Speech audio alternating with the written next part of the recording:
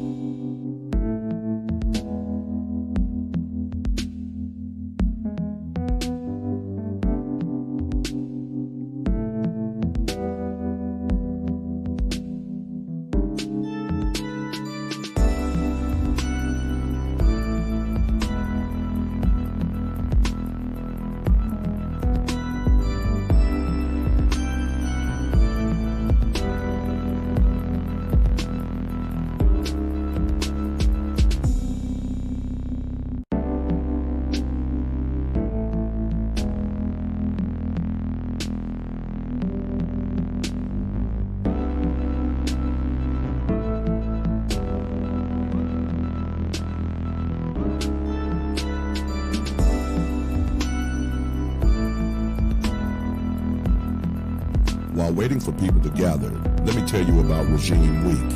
On Monday nights from 6 p.m. to 9 p.m. Central Standard Time, Cerulean Gray discusses political, social, and economics on his channel, Gray Regime.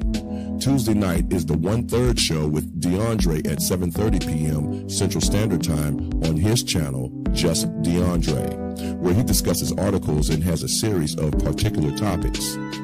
Wednesday night is a doubleheader. DJ Music's internet radio station, Classic R&B Jams, broadcasts the shows On the Beat and Keep the Beat. On the Beat showtime is 8 p.m. Eastern Standard Time and hosted by DJ Music along with co-host Char Willie, where they discuss things going on in the news. 9:30 p.m. Eastern Standard Time is the segment Keep the Beat, hosted with Char Willie and Classic Ruby.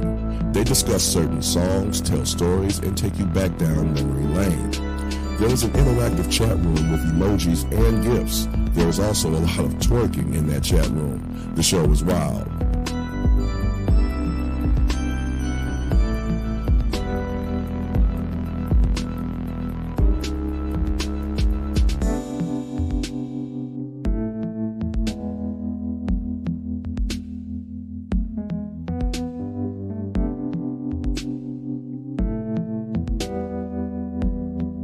You do have the opportunity to financially support the channel in order to help it grow. So, in the very least of that matter, please like, share, and subscribe.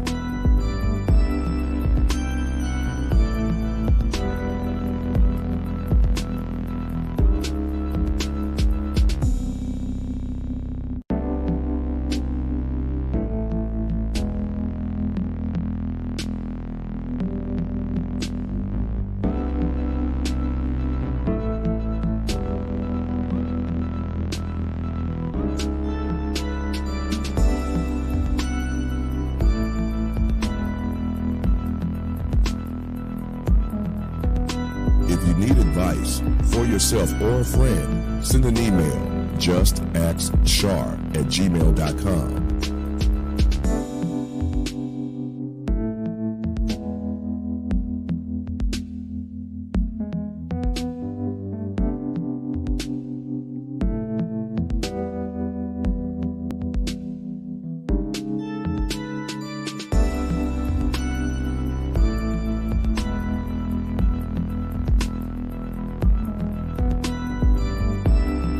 Thank you everyone for joining the show. And now, here's your host, Char Willie.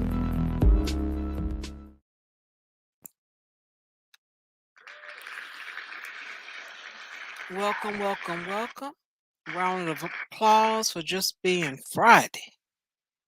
Ooh, it has been a long week for me. And I hope it was a nice week for you. Please let it have been a very nice week for you. But we are here now. Is that correct? That is correct. So TGIF, everyone. Glad to see you. Thank you so much for tuning in. I appreciate your time. You can be anywhere else. but you have come to support the Just Ask Shore Advice channel. Thank you so much. Thank you, thank you, thank you. Well, what is going on? I haven't seen a lot of news, just a little bit. And I do know that Chicago is still talking about getting the kids back in school. Just a little pilot they're trying. They're talking about the preschoolers and I think those that are disabled, if I'm not mistaken. Um, Not sure how that's going to work out. I didn't get all the details, but I know that's supposed to be happening soon.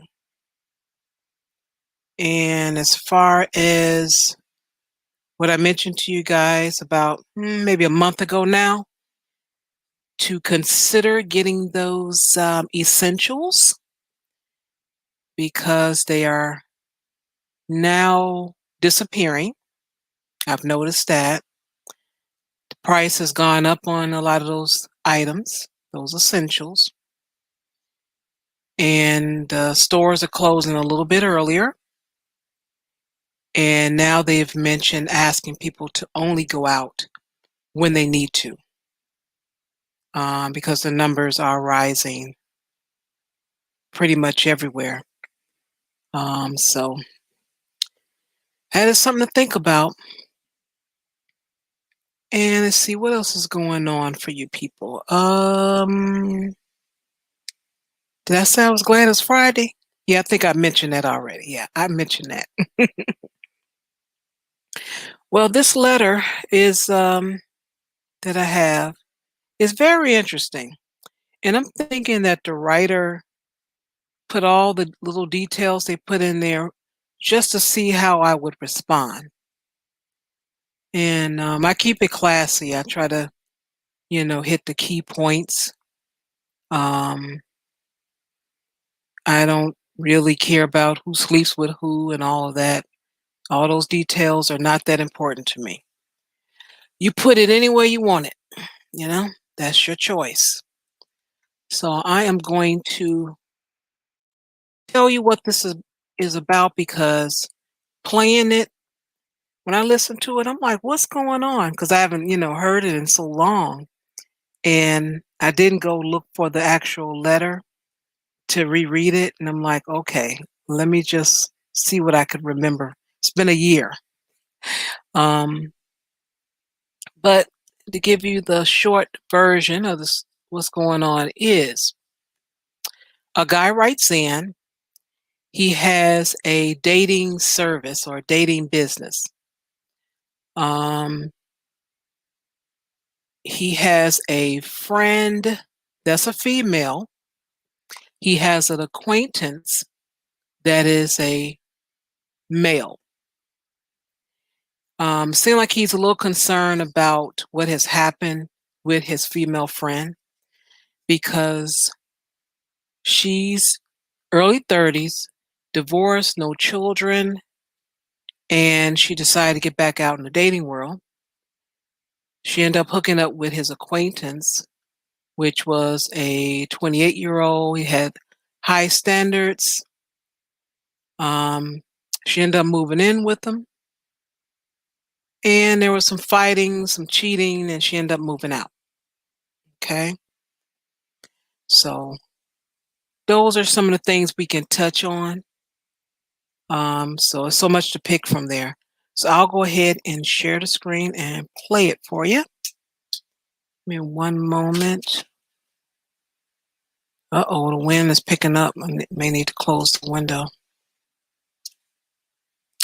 Yep, it's getting louder. Okay, let me just do this, what I need to do for the video. All right, where are we here? Here we go, share audio. Boop. All right, here we go. Mail.com. Today I have a letter from a gentleman, and I'm ready to get right on into it. He writes, "Hello, Shar. I have a female friend that is 33 years old. has no children, and she is African American. I met her in 2017 when I was running an African American professional networking group at that time. And like many people who joined, she was looking to meet new acquaintances and meet friends. I learned she was recently divorced from a 10-year marriage. Her husband was a Caucasian man with a child from a previous marriage. Over time, I learned that her husband was her first love. The relationship ended when her husband changed his mind about having more children. To describe my friend, she is a petite, attractive, feminine young lady. There were plenty of men in my network trying to get attention from her. However, she turned them all down. She would not even entertain any encounters where the relationship was not guaranteed. Now, my friend is very nice and agreeable. However, I can honestly say I have never seen her make a decisive decision about anything more than 3 times. She would not budge when it came down to casual encounters. To my surprise, my friend started dating an acquaintance of mine, and after he refused to claim her as his girlfriend, she continued to see him. He is a 28-year-old African American male, has very high standards. He has a house, car, and a nice job. He is a very confident guy and a bit narcissistic, but that was part of his charm. To fast forward to summer 2019, I had not paid much attention to their relationship. I did not think too much have changed in that amount of time. However, she ends up moving in with this guy, and a lot of drama began. I'm hearing through the grapevine that there is a lot of drama where they're going back and forth, a lot of disrespect, and the guy is openly cheating on my friend. Even with the back and forth that they've had and the arguments, he actually put his hands on her. While he was out of town on a business trip, she packed up her things so she could move out. She ended up going back with her ex-husband. And this is a bit much because now she's back together again with him. I have no clue on what to say and where my place is on any of this. What are your thoughts? Thank you so much for your letter. Your place in all of this is no place. All right. There is no need to.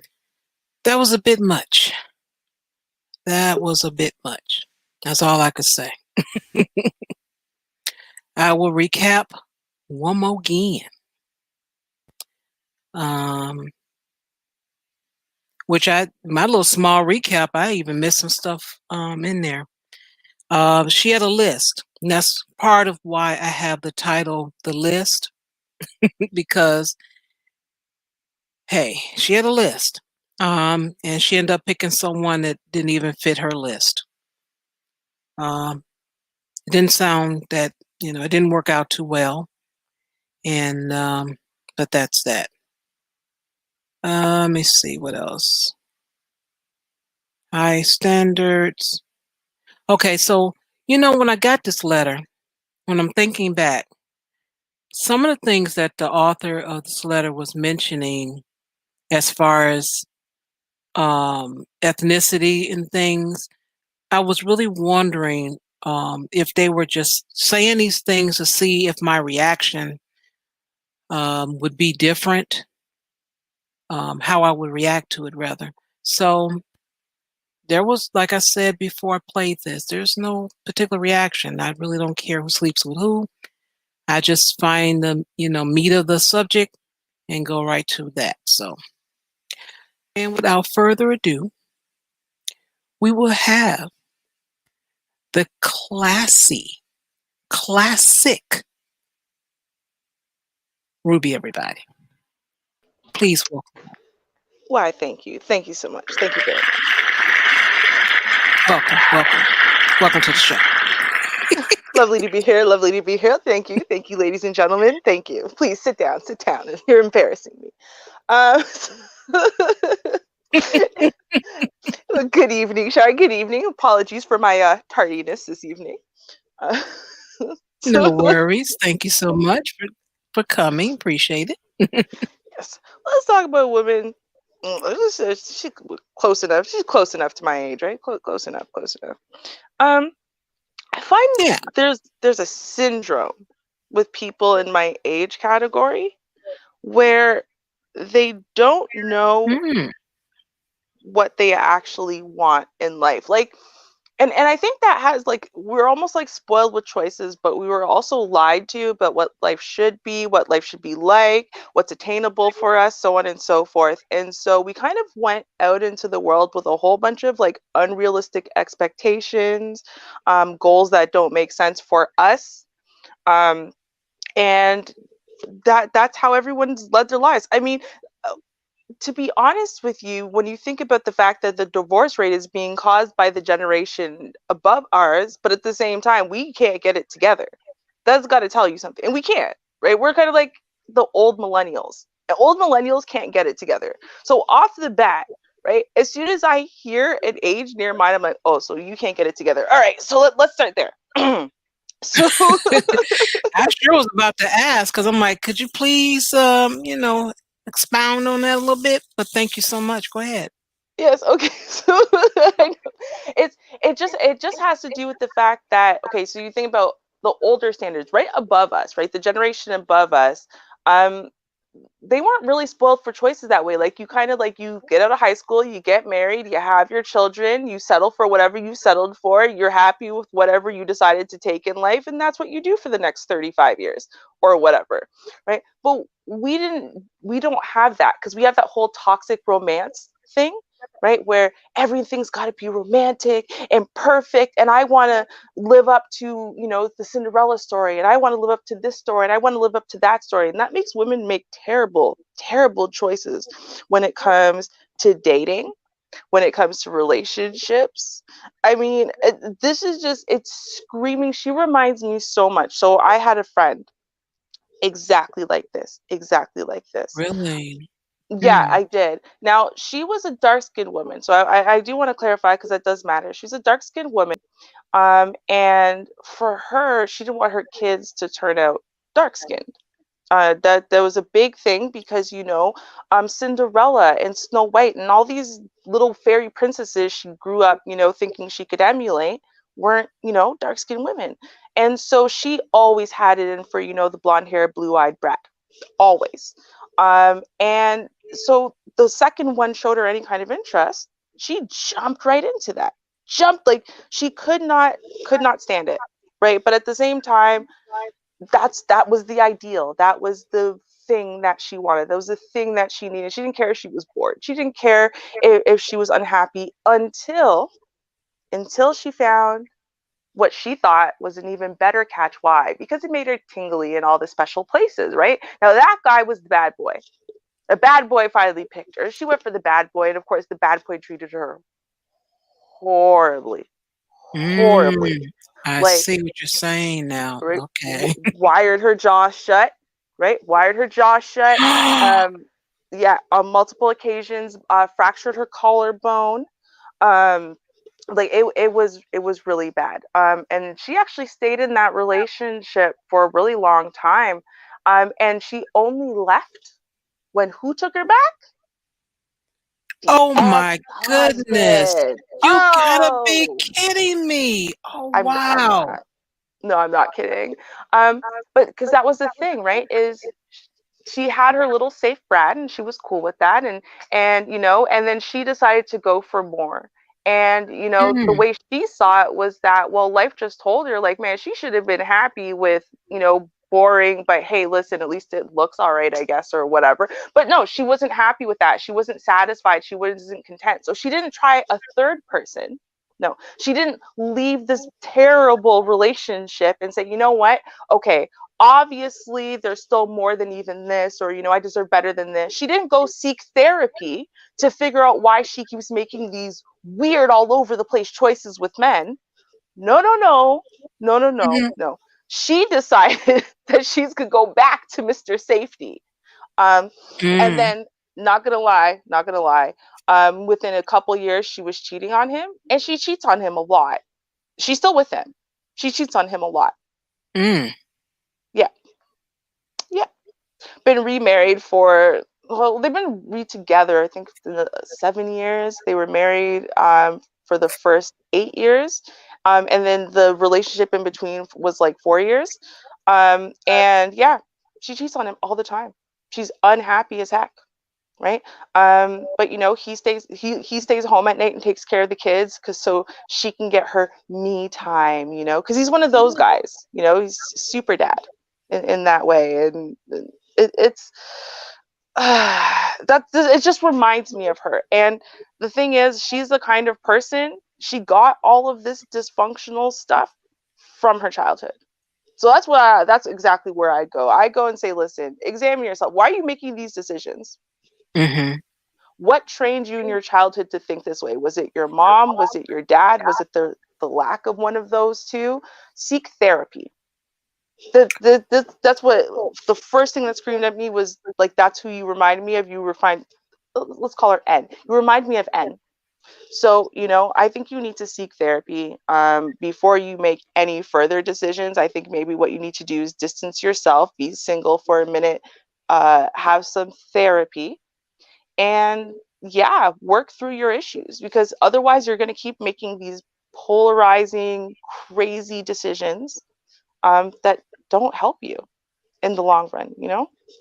And what's interesting with this is, um, okay, so she's 33 now, because I think well, she was, okay, I forgot if she's 33 when she started dating this guy, or 31. I don't remember, but let's go with 33. Mm, All right. So she had been with her husband for 10 years. So she's been with him in her 20s, all her 20s, technically. And she she didn't have any children. Okay. He had a child already. I don't know exactly when he had the child, but the letter just said that he already had a child. mhm, So I don't know how much mommy she was to that child, but mm, they end up getting divorced. She left, ended up dating this guy, and then she went back to him because she wanted children, mhm, but he changed his mind about having children. See, that's another mm, aspect of this mm. letter. That's why I said it's so much. Right, I right. forgot to put that down there. Sorry, people, because that's why I knew, I'm like, if people listen to this, and as slow as I'm reading it, or however, not the best, I'm like, they're gonna be, well, what's the point? Because there's so many things that the guy put in this letter, and that's why I'm like, okay, I'm wondering. He's giving me all these details. Is this a trick? That's why I'm always the one to say, is this a trick? But that's interesting too, because she wanted children. Yes. And then so you're going to get with the bad boy. She might have moved in with him because she did not have the income. Who knows? I don't know. But she sure had a list. I tell you that much. She had a list. And Of but course she the did. list meant nothing because she ended up with bad boy. And now I was gonna kind of hit on that. That's why I said there's so many places that you can go, in this letter, that it opens up so many different conversations. What I think disturbing about that now, because you know what, as much as the bad boy is a horrible person, you don't want the bad boy dating your sister, for example, right? But see, the reason why women choose the bad boy is because of that whole sexual je ne sais quoi, and that part of it though comes down to the subconscious indications that you want to mix your genes with this person for some reason. Is it because they're super good looking? Is it because you think of them as being, they have a higher genetic pull for some reason, because maybe they're powerful, you know what I mean, they're very symmetrical, something. So normally these bad boys that women go to and whatever, they have that pull, and that pull makes these women want to sleep with these guys, to have children with these guys. And the thing is, with that kind of bad boy pull, that guy's not going to stick around and raise the kid. But that's not the point. So the fact that the ex-husband didn't want to have kids, and then she immediately went and found the kind of guy who, evolutionarily just impregnates a bunch of women and then disappears. I mean, that's kind of telling too. All right. Welcome to the panel, Vonda. Jump right on in. I'm still thinking. Hey, Ruby. Okay, so I just want to clarify a couple of things. So, so the guy that she ended up moving in with, yes, now, he was the bad guy? Yes. Okay, so with that being said, I mean, basically, when you find yourself in a relationship, for a number of years, and she was with this man for 10 years, a decade, and she was with him, like you said, throughout her entire 20s. Okay, so it was her husband who did not want to have more children, correct? Correct.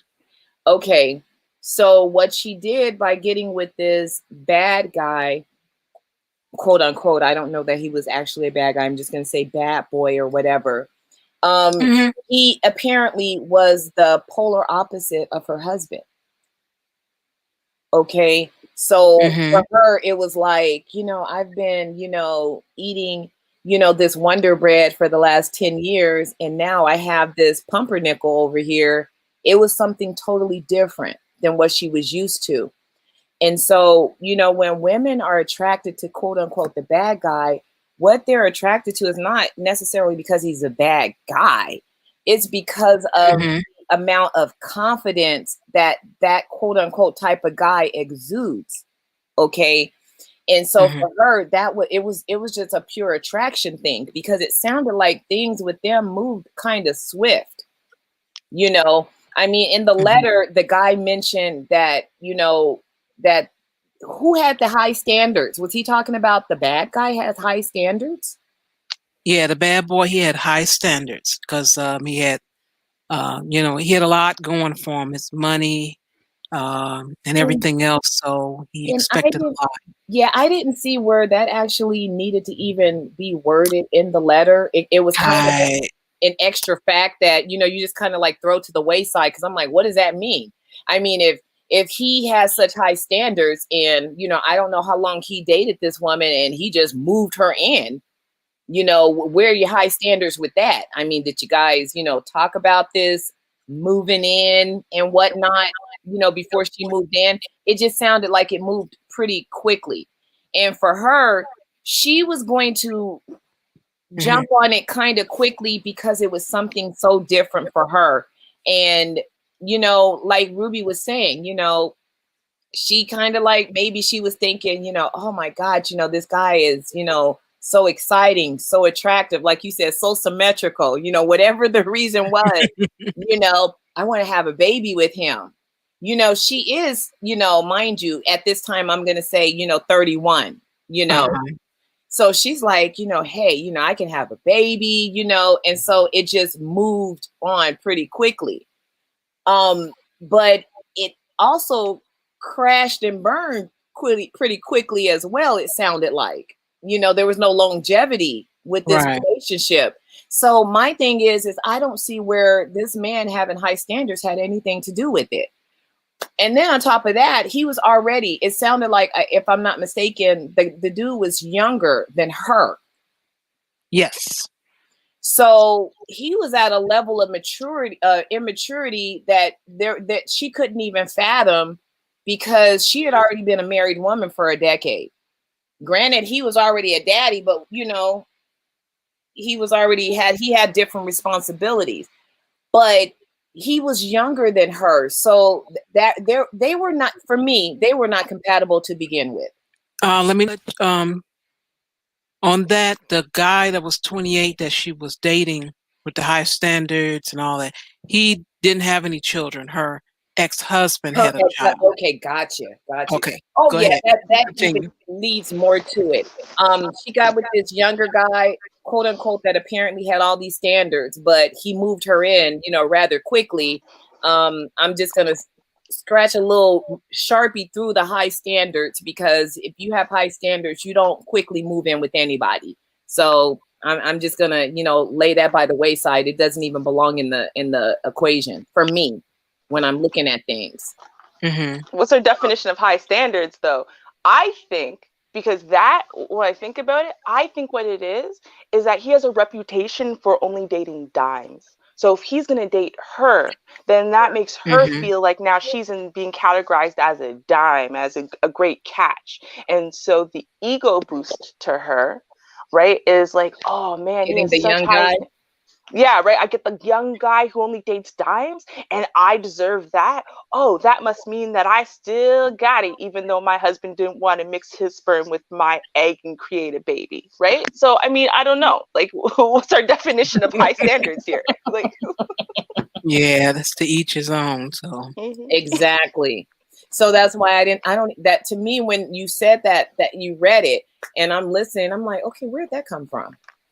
That didn't even belong in the letter.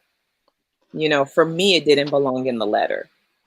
See, hold on. And so the person who wrote the letter, is it a gentleman wrote the letter, or yes. a woman wrote the? Okay, so see, that's why I'm gonna stick with then in that case that they're talking about looks, because nobody knows what happens in a relationship behind closed doors except for in female friendships, right? Because women talk, but men don't talk, especially if that dime piece in the streets is a train wreck at home. You're not going to tell all your friends that, right?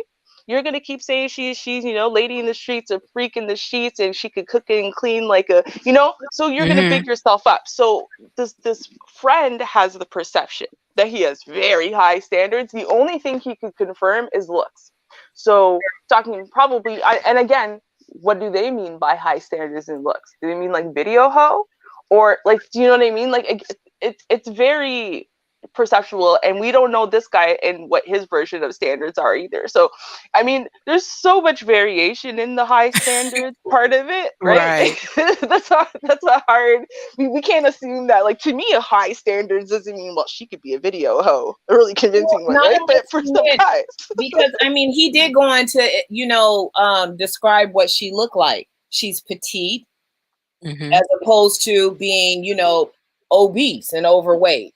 So I guess her being petite and attractive leads to her, her looks, meaning that this guy would not have talked to her had she not been good looking. Right. Well, and that leads me to, I mean, and yeah, that normally is the case, I think, with younger guys dating older women, like openly dating older women. But the other question I had, so when it comes down to this being open to have more children thing, okay, so is that why the marriage actually ended? Right? Because I said it reminds me of my friend N. But that being said, did the marriage end? No, it does. Did the marriage end because obviously she always wanted kids, and he said yeah eventually, and then one day said nah, I just want the kid that I already have, I'm not having more. And so she said, well, that's not going to work for me, and that's why they broke up? Because if that's according to the letter, yes. Okay, so then if that's the case, right, now she decided to go get with Mr. 28-year-old with high standards, Fine. And then the husband, who was her first love of her life, I don't know if she decided to eventually add that in later to justify her going back so she doesn't look like my friend N, or whatever. But if that's the case, and the whole point is that now he said, you know what, baby, I'm willing to have more children as long as I can be with you, kind of thing, and that's why she went back. Then okay, maybe this was just a little act of rebellion. Then maybe this was just trying to get herself a single mom status so at least she could have a kid too. I don't know. Right? I mean, it still comes down to why, and this is, I still say either way, seek counseling. Because why, when you leave a marriage, right? Let's say that was for the love of your life and blah blah blah, and then that ends, and your way of dealing with that is to make this move, right? Where you go move in with a younger dude, controlling dictator type of relationship that's abusive and unhappy, and you move into that relationship. Like, you move in to go live with that kind of person. Like, was that what your marriage was like too? I mean, it's kind of crazy that that's what you would do. And then after that insanity, you just move right back in with your husband. Like, I still think you need some decompression time. It's time for you to go seek some help. Well, if they're okay, so it's all starting to add up. Okay, so she and her husband divorced. Her husband, who was the love of her life, they divorced because he said, you know what, hey, I don't want to have no more kids. And of course, she's like, I'm out of here. So then she meets this young, eligible bachelor dude that's, younger than her. And she moves in with him. And she's like, oh, well, great. He's young. He probably wants to have some babies. And it turns out to be this toxic relationship. So, I mean, when she got back with her husband, did he say, oh, okay, well, we're going to have kids? Or was it just basically, we can't live without each other, we're going to get back together? And she had already gone full circle with this quote unquote, apparently abusive, non-satisfying relationship. So she returns back to her love of her life. And see, that part we don't know. We don't know the end of the story. It was something I wanted to mention that was not mentioned. I just lost my train of thought. Go back of the, let me see, go back to the love of your life, having children. It'll come back. I give up right now. It'll come back when you're not trying to look directly at it. That's when it jumps back into your vision. But I mean, I think the thing is, sometimes, and this is part of the issue, is that because we don't know about any of the details really of the ex, other than she now says, because she didn't say off the bat, my ex-husband was the love of my life, right? He said he found that out over time. Eventually, after time, he found that out. So, is she saying that, as a justification after the fact? Is she saying that, and when I say justification because she couldn't find someone else, justification because she couldn't connect with anyone else, justification to explain why she's going back to him, like, who knows? But then the second thing is, right, is like, we don't know necessarily, like, the race of the bad boy in between. We don't necessarily know her upbringing, as far as, like, for example, was she brought up somewhere where, say, she was the minority, and so, as a result, well, then you're gonna have a lot of white guys as the people that you start crushing on when you're younger, because there's no one else here. We don't really kind of know some of those details, and some of those details do matter. Right. Right? Because, for example, if you, it's one thing if you were just from proximity, because you were born and raised, in a predominantly white or, interracial society, then that gives you the opportunity to get to know a whole bunch of different people. And so you might have, an ex who's Indian, a couple exes who are white, an ex who's whatever. And it's not because you went out of your way to go find those things. It's just those are the people you connected with, right? Because got to get to know people because they're in your school.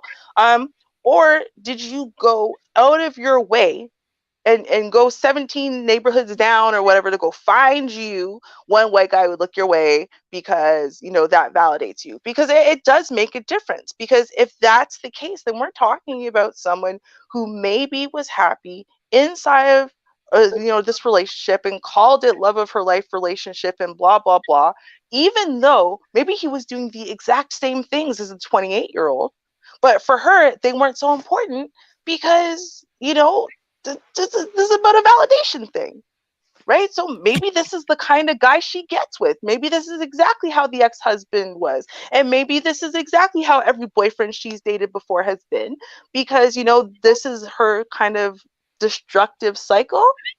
But, she's not going to talk about it with, the ex-husband, because, well, he's going to take her back. Now he's going to give her a kid. So it's going to be all cute and biracially. And, you know what I mean? And she gets that validation and whatever. Well, if that's what's happening, then all right, then we got, like, there's so many, you're so right, Char. There's so many different avenues we can go. Like, every time we go right, we can turn left. Like, Right. it's so easy. But there's And then you have to add, do remember, what you also have to remember that this guy, the author of the letter, had a dating business. So this is how these two met. So did he introduce them, as a match, or did they just happen to meet because they had him as a mutual friend? This was through the dating site or his business, from my understanding. Okay, so it sounds like to me, okay, now the younger dude, now isn't he a black man? Was it stated that he was black? Yes. Okay, so to me, that just tells me that she was looking for a different flavor. Her ex-husband was white, and we don't know. Yeah, because also you do have to recall that she had a list. And we don't know all that was on that list she had. Mm-hmm. And a lot of people wanted to date her. A lot of guys wanted to date her. She kept turning them down. But it was something about this guy. She went on and dated him.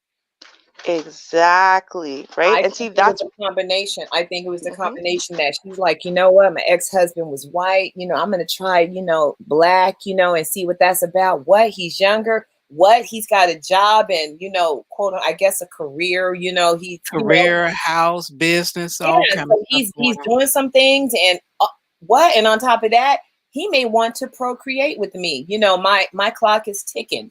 Her biological clock is ticking. She may have felt an urgency, and it was like, okay, yeah, so let me just get with him. Let me see what the brother's all about. Now, we don't know if she's, one of those, chicks that, never dated black guys, always dated white guys, that does exist, So she was like, okay, well, just let me try something different and let's see how this works,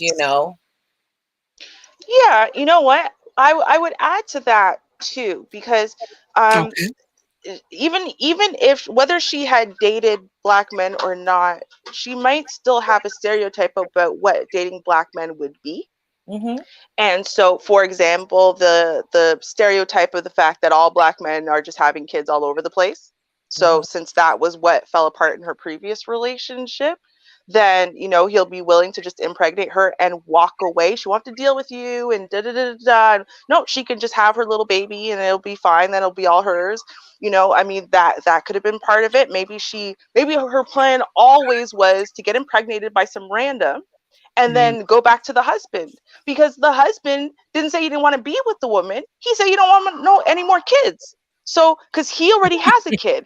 Right. So if she has a kid out on the side when they're not together, now she can take her one kid. He has his one kid. They can get back together. Everything's solved. People solve problems in really messed up ways. Yeah. When, right. So it's true. It could be something like that. Yeah. I have heard of that. The other thing is that, and I mean, because he didn't, the letter didn't actually say like, oh, and my friend was, beating up this girl so badly. Like, no, he said basically, he said it was a back and forth, right? He said she's given as good as she was getting, kind of thing, which is not, overall was toxic on both sides, right? So if that's the case, then maybe she wanted a relationship where she could, they weren't so polite and they weren't so in love and they weren't so whatever. She actually literally needed a guy who was gonna, like there's the kind of guy who pulls at your self-esteem. Instead of building it up, he almost breaks it down a little bit, but then that makes you want to earn some type of approval from him. But at the same time, someone that you feel like you could put down, you can do this, you can do that, you can take your aggression out, you can take your depression out on, you can take everything out on him because you don't really care anyway. For on one side, you care deeply, on the other side, you don't really care, right? Or because he's going to rise to the bait, it makes your bad behavior feel justified to you. And so you're going to do all of that and act out in those ways, and you need someone you can act out with. Because she was hurting because of the ex. If he really was the love of her life, right? Then if she didn't take the time, if she was just single, not healing, not growing, right? Then she might have needed that. Yeah. Yeah, it doesn't sound like there was much healing, from the relationship. There was no resolve. It was, oh, you don't want to have kids. Okay, well, forget it. This relationship's not going to go any further. We're going to end it, whatever. But in the back of her mind or in the back of her heart, she's still loving him. You know what I'm saying? And apparently he's still loving her if they end up getting back together at the end of the story. You know, but in the meantime, I always tell people, doesn't matter what happened before, what happened after, there's always an in the meantime. What are you doing in the meantime? Meaning, what are you doing in the present time? What are you doing right now? We may get together tomorrow. We were together yesterday, but what are you doing today? What are you doing today? What are you doing right now? And what she was doing was this 28-year-old guy. He was her in the meantime. And apparently he brought some excitement to her because they did, some various back and forth, with this tumultuous relationship, that, I guess was apparently a lot different than what it was with her relationship with her man, her husband. And it just proved to be too much. She was a pretty girl. If a lot of guys were trying to get at her, she was a pretty girl, meaning, she just wasn't some, rag doll chick. She was a nice looking woman, and when you okay, you got a black woman in her 30s, she doesn't have kids. Oh my God, that's a unicorn, apparently, it's like, oh my God, she doesn't have any kids. That was also a great thing, so it was like, but she chose to date this dude, Right. And it was just, I think it was just a polar opposite of what she had with her husband, and when, you're with someone, for 10 years, and that person says, hey, I love you, but I don't want to procreate with you. I don't want any babies. I don't want any lasting, connections with you, with a child, I mean, you don't know how she read that in her head, I'm not good enough to have a baby with you. I mean, there could be some hurt. She could feel like she's been betrayed, there could be some hurt, rejection, like, oh, you're just going to reject me, but you went and had this baby, with this other person. And that's nothing against the child that he had, before. But it's like, oh, you'll have a baby, with her, but you won't have one with me. That may be a form of rejection for her. So that was something that she could not continue to go on in that relationship. Yet she still loved this man, So when she gets with, the brother, the bad boy, quote unquote, with the high standards, the young guy, virile young guy, it just had all of these, I would just say these chauvinistic male qualities that maybe, she just, we're just so, overwhelming for her that it was attractive to her because it was so different than what she had before. Well, could be. Could be. Now, I agree. The 10 years, that's a long time. And she really knows this man too. Think about it, or all her 20s, or most of them, because I think she was 31. I keep forgetting. Did she meet the guy when she was 31 and then stop seeing him when she was 33? I think that's what the letter said. But she was with her husband for a long time. Right. And I get it if that's what she's comfortable with. Like, well, I'll go back over there. Because she went back and forth with this dude until, the fighting just got too much. She's like, okay, I'm out of here. But what happens next about, you still don't have a child, your ex-husband doesn't want one. Do you change your mind? Like, hey, I'll just be with you and not going to have any children, or what? That's very interesting. And do they get remarried? I got a lot of questions. You make up your mind, because I'm going to tell you, before I got with my husband, he had a child. And when I met him, I had a child. And we said that we would not have children until we were married. Okay. And then after we got married, I was like, oh, hey, guess what? I'm ready. I'm all fertile. I'm ready to have some babies. And guess what he told me? Oh, you know what? I thought about it and I don't want to have any more children. And I'm just going to tell you right then and there, I had a decision to make. Now, my decisions were to say, you know what? I feel like you lied to me. You told me we were going to have kids after we got married. And you know what? I'm hell bent on having some kids. So we're going to have to end this marriage. Or I can go and dip out, go and cheat, get pregnant by somebody else and get my baby that way. There were several things I could have done. Or I could say, you know what? I love you.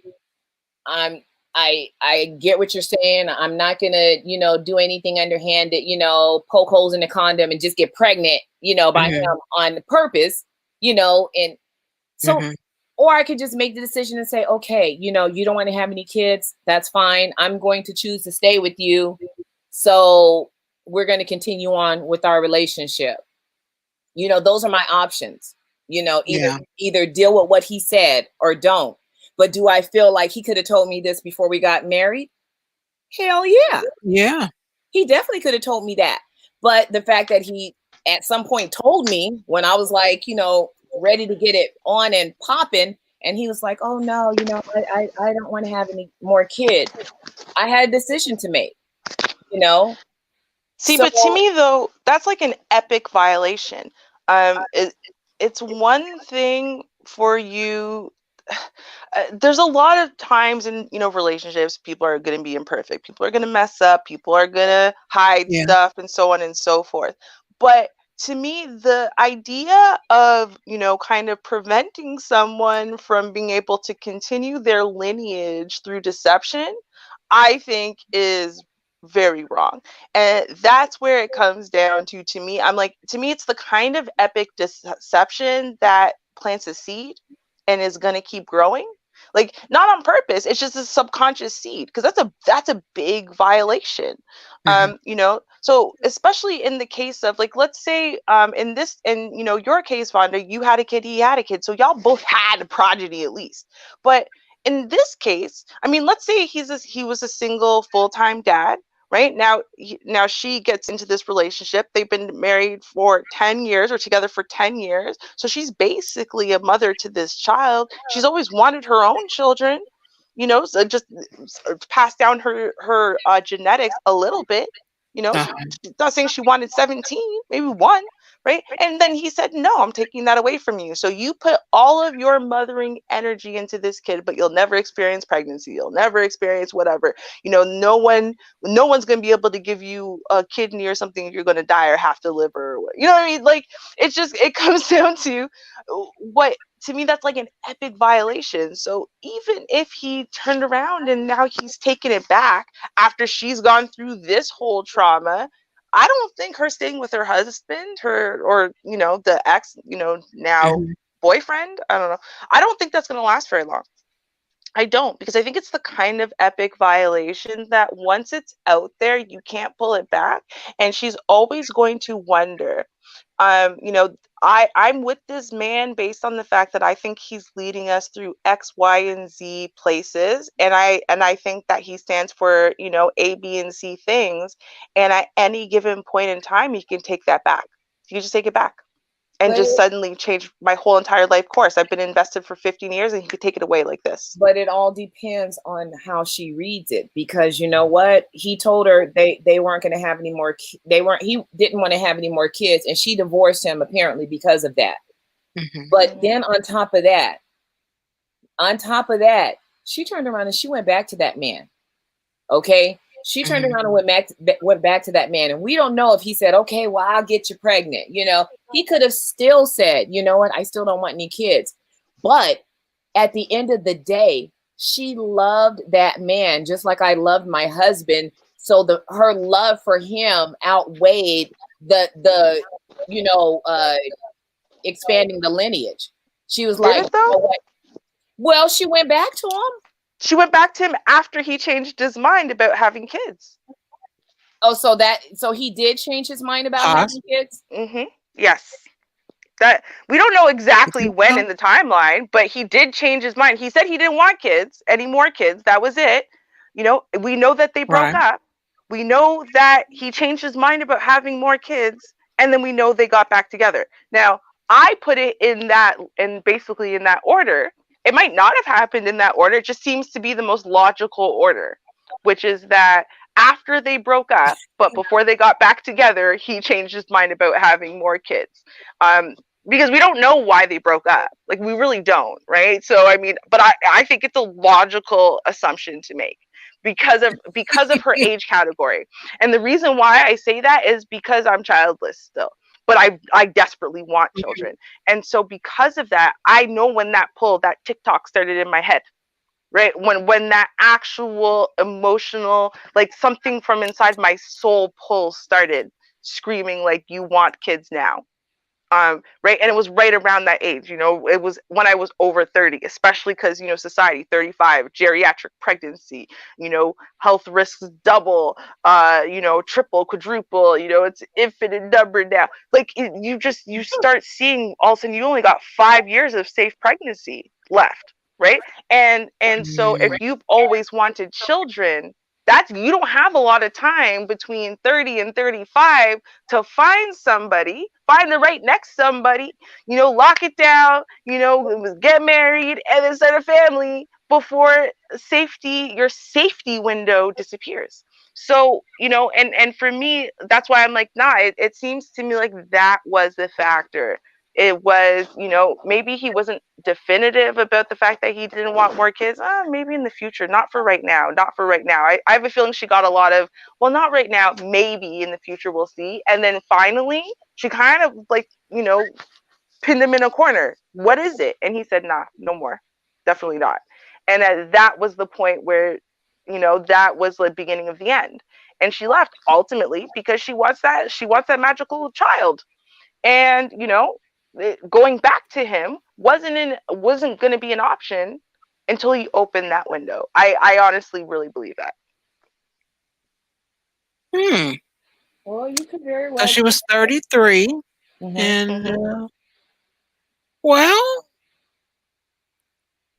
you know, and also let me throw this out there because even though lack of Prince Charming, he had resources, so she got with him.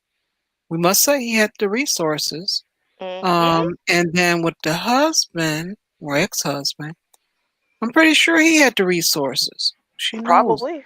Yeah. So, if things weren't so cantankerous and the other guy was willing, she'd probably already have a kid. And I'm not saying that in a bad way about her. I'm just saying again, there's a magical window of opportunity that's rapidly closing. So I have to say, we do know there are people right on that border year who make very impulsive decisions to suddenly get pregnant and have children with people and with people you wouldn't think they'd choose in circumstances you wouldn't think they'd choose, right? But they do it. Why? because if you've only got one shot, even if you're only going to get one kid and you really wanted 3 or something like that, right? At least you get one, right? Just one versus 0. That's true. Unless Yeah, you're rich. and nobody really knows until you've been in that spot, you know. I did feel like, you know, I got to a point where, you know, my clock started ticking, and I'm like, well, you know, I'm about to be 30. You know, I need to, you know, I need to be having, you know, a baby, you know, and I had these cutoff ages. 30 was my first cutoff age. Then 35 was my second cutoff age. Uh-oh. And then it was like, oh gosh, okay, you know what? This just isn't going to happen. I guess this just isn't going to happen. You know, if I'm going to have another baby, I guess it's not going to happen. You know, and I got to a point, you know, where I for me, I accepted it. You know, I mean, you know, when we're born, I feel like when we're born, you know, everything that's going to happen to you and what your whole life is already imprinted. It's already there. You don't know what that blueprint is. You just, you know, play the role of what your life is, you know.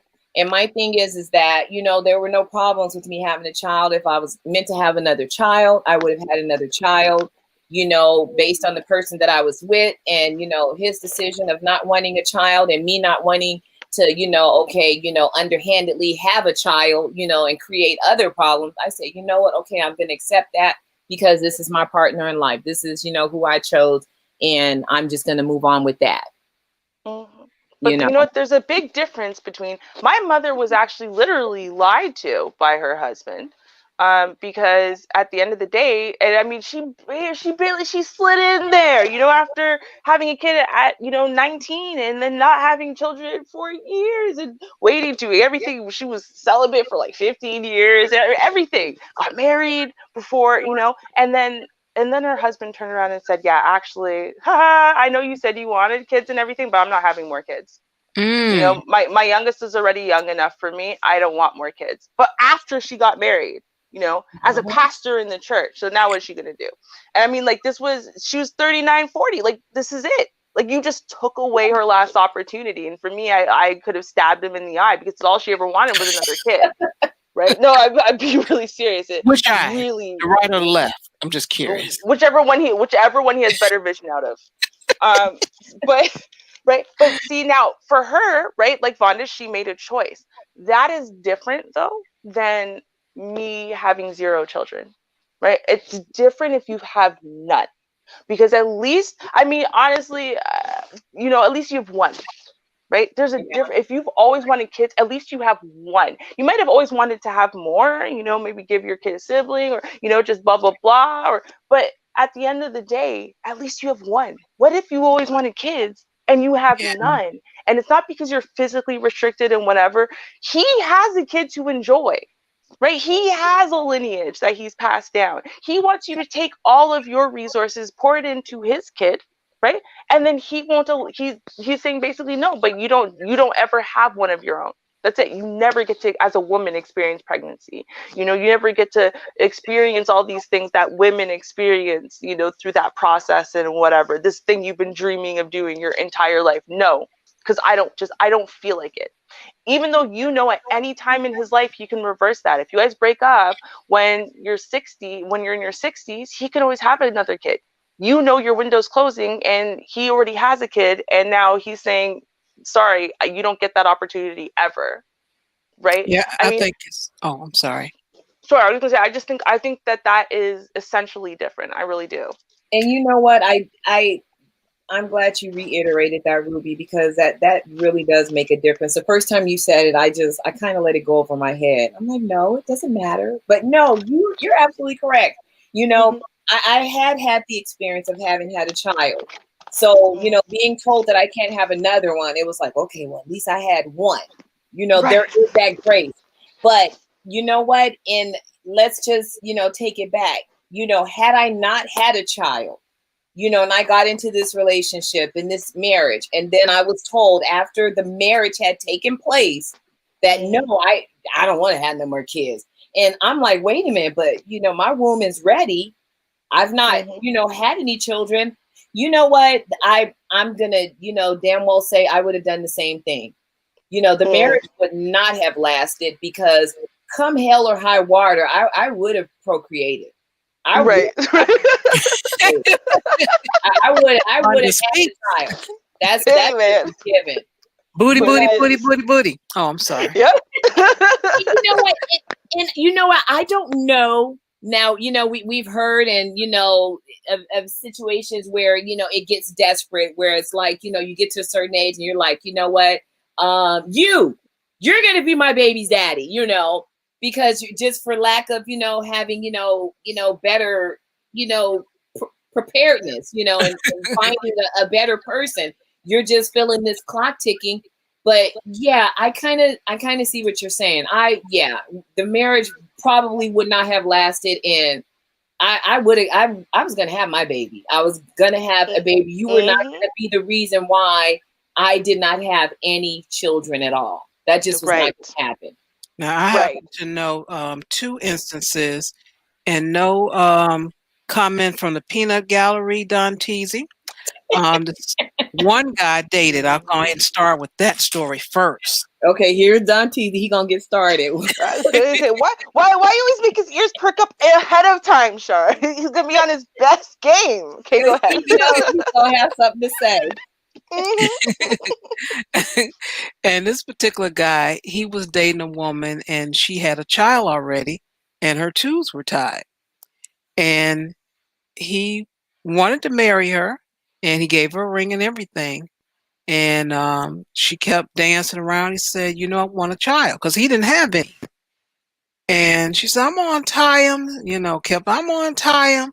He said, okay, well, when you untie him, that's when we'll get married. And she went and had the procedure, and then they ended up getting married. But it took a minute. She kind of danced around for almost 2 years, and he waited.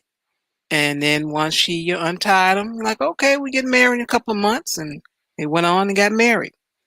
And then on the flip side of that, I know a guy who, the woman, the same situation. She had her children already.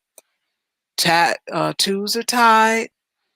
The guy proposed, got married, and she danced around year after year after year. And next thing you know, it's 10 years later, and she's 50, and he's still waiting.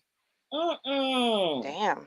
So it happens, and I think it's so unfair when the man does not have any children. I don't really want to say just the man, just period. If that's what you talk about, that's what you want. That's what that person wants, and they have a right to that. If you're going to be in the way of it, then get out the way. Yeah. I agree 100. I mean, obviously, I agree 150%. And see, I, if anything, I almost see it the opposite way, because like I said, I think that it comes down to, if before marriage, it is obviously clear that either the man or the woman absolutely wants children, and you don't shut that down, and you don't say, listen, I'm never having kids. So if you get with me, that means you're never having kids, at least not as long as we're together. So I don't know. And then they say, you know what, they go and they take some time and they say, okay, you know what, no, I'd rather have you than children. Or, you know what, hey, that's on them. They made a very well-reasoned choice ahead of time, not after they've been roped in. But I think, for men, at the very least, I feel like I said, I think this is a bomb that you are detonating that has a very, very, very long, whatever that thing is called, that, the thing you light and then it slowly burns out until it gets to the bomb. Yeah, it's a very long one of those. So, is it called a wick? Is it a wick? I know that's what they call it on a candle, but I mean, yeah. Okay. That thing, whatever. Okay. It has a very long one of those. So it happens now, and then, it's going to detonate in 5 to 7 years.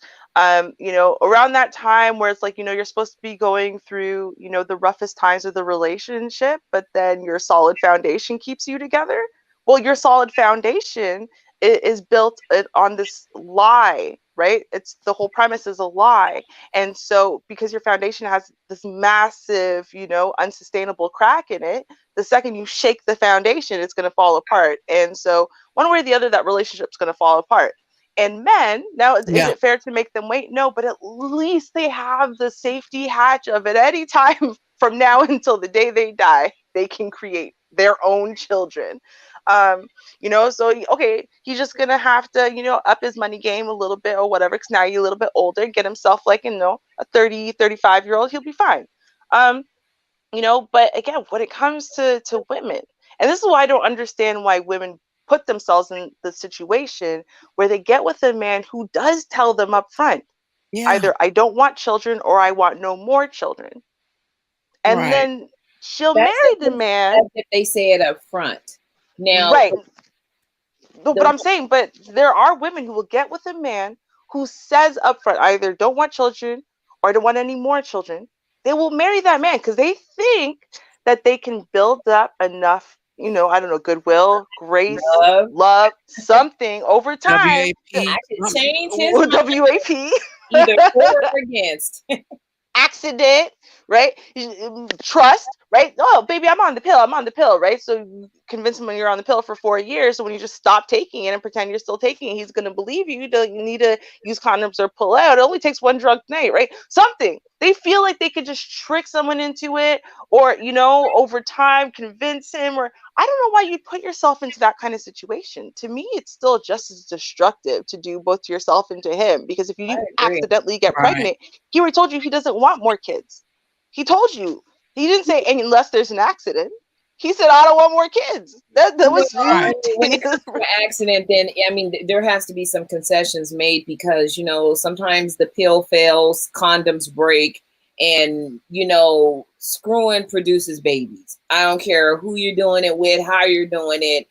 At the end of the day, that's what it was meant to do, is create babies. So in the interim, if we are, having intercourse and the condom breaks, or if my pill fails, and I didn't do anything malicious with it and I get pregnant, how dare you get mad at me? It's like, that's like a, what do you call it? A collateral damage that he's just going to have to make concessions for. And there should be no one that he should be mad at, at the end of the day when it comes to that. Well, but with that being said, right? So if I got into a relationship with a guy, let's say I was in my early 20s, right? And I said, listen, I don't personally want to be on the birth control pill. It makes me sick and so I don't want to be on the birth control pill. Right. So, and then I say to him, but I'm not having kids under any circumstances. I don't want them. I don't want kids. That's it. Right. And so he's not willing to get a vasectomy. I'm not willing to go through the invasive surgery of getting my tubes tied. Right. So we're going to use condoms, and the pull-out method, whatever. And then one day the condom breaks. All right. So now if I refuse to take the day after pill, right, then I'm basically saying that I'm willing to roll the dice and have a kid, which in and of itself, I guess, is part of the thing. If someone is saying no kids, no matter what, they're willing to do anything necessary. And they're co-opting you into, we're doing whatever is necessary to not have these children, right? So that means you're agreeing, if the condom breaks, for example, that we're taking the morning after pill. If you're not willing to take the morning after pill. No, we're not, Ruby. We are not taking the morning after pill. If the condom breaks or if the pill fails, we did everything we were supposed to. Once that it's implanted, we're not going to renege on that. But that's not implanted. The morning after pill literally prevents any form of implantation and growth of baby. That's the whole point of it. I'm not taking it. Damn it. Mine is still like, listen, I still kind of want that extra baby. I don't know if it's possible at this point, but I want it. Because that's a miracle baby. It was meant to be. So I'm not gonna take that morning after pill. We're not gonna do any extra, like run around the block 12 times and hope the baby fall out. We're not doing that. It was meant to be. And guess what? We're gonna have a meant to be baby. Meant to be. Okay, meant to be. We're gonna be happy about it. Are we? Okay. Okay, meant to be. All right. I don't know how that's gonna work out, but okay. Right? We are gonna be happy about it. We. Okay. Yes. We are gonna. We are a family, and we love each other, and we're gonna have this baby. We're gonna have it. You know, we didn't plan on it, and we took precautions not to have it. But just because the morning after pill exists and I don't take it, doesn't mean that I have. So you wanted a baby? No, just doesn't mean that I have to take it. You know, I mean, there in 20 years they're gonna have another thing that's, you know, stronger than the morning after. So if you don't take that, you're being deceitful. No. Well, if you lie about taking it, if you lie about agreeing to take it, if you lie about the fact that you are willing to prevent pregnancy by any means possible because you also don't want kids, for example, until it happens and you go, ha ha, surprise, sucker, I got your sperm. I got your sperm. Well, then, yeah, like, again, this is why I said, first of all, if people can't have these discussions like in full in their relationships to really understand where each person stands as far as this procreation thing, where they stand in general, where they stand right now in life, you know, what their circumstances are, right? Like, I was always a person, I always said this, I said, listen, you know, I was never willing to be with someone or even sleep with someone on any level. Even if we were dating and whatever, we were never getting to the stage where we were going to start sleeping with each other unless there was something in your head that told you that if I were to get pregnant, you were willing to marry me, and vice versa. Like, because that I didn't really believe in bringing children into the world out of wedlock. You know, my parents, they conceived me out of wedlock, but by the time I was here, they were married.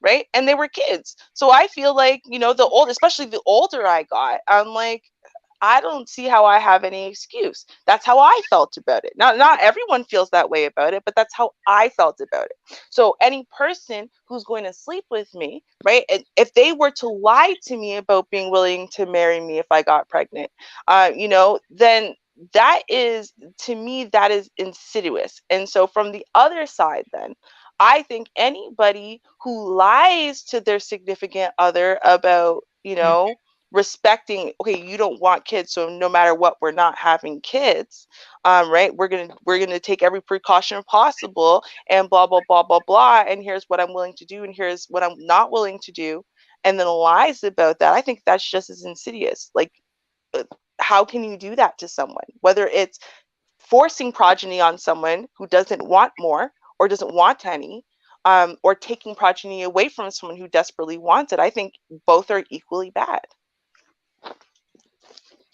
Well, Vonda says supposed to be. Well, you know that song. You know what? That baby was supposed to be here, and you know, I'm not taking no morning after pill. I'm not taking no morning after pill. If we use the condom or if I had the pill, you know, it just all depends. And you know what? Let's just keep it a buck. We're going to discuss this ahead of time. So if you think, Mr., I'm taking the morning after pill, I'm just telling you straight out, I'm not taking any morning after pill. Yes, but that's my point, Vonda. That's you. My point is that people lie, and that's when it becomes not okay. People lie about what they're willing to do and not do, what they want and what they don't want, right? And so a woman who says, for example, yeah, I'm on the pill, but isn't on the pill because she wants to get pregnant, right? True. Or someone who says, yeah, man, oh no, they'd definitely be willing to take the day after pill if a mishap like that happened, right? Now that's on her side. If he screws up and he doesn't pull out, and she wants to later renege on taking the day after pill, but it was his mistake. He was supposed to pull out. He was supposed to do his job. He didn't do his job. I said, fine, you could pull out. That does not always work, young lady. We're fine for me.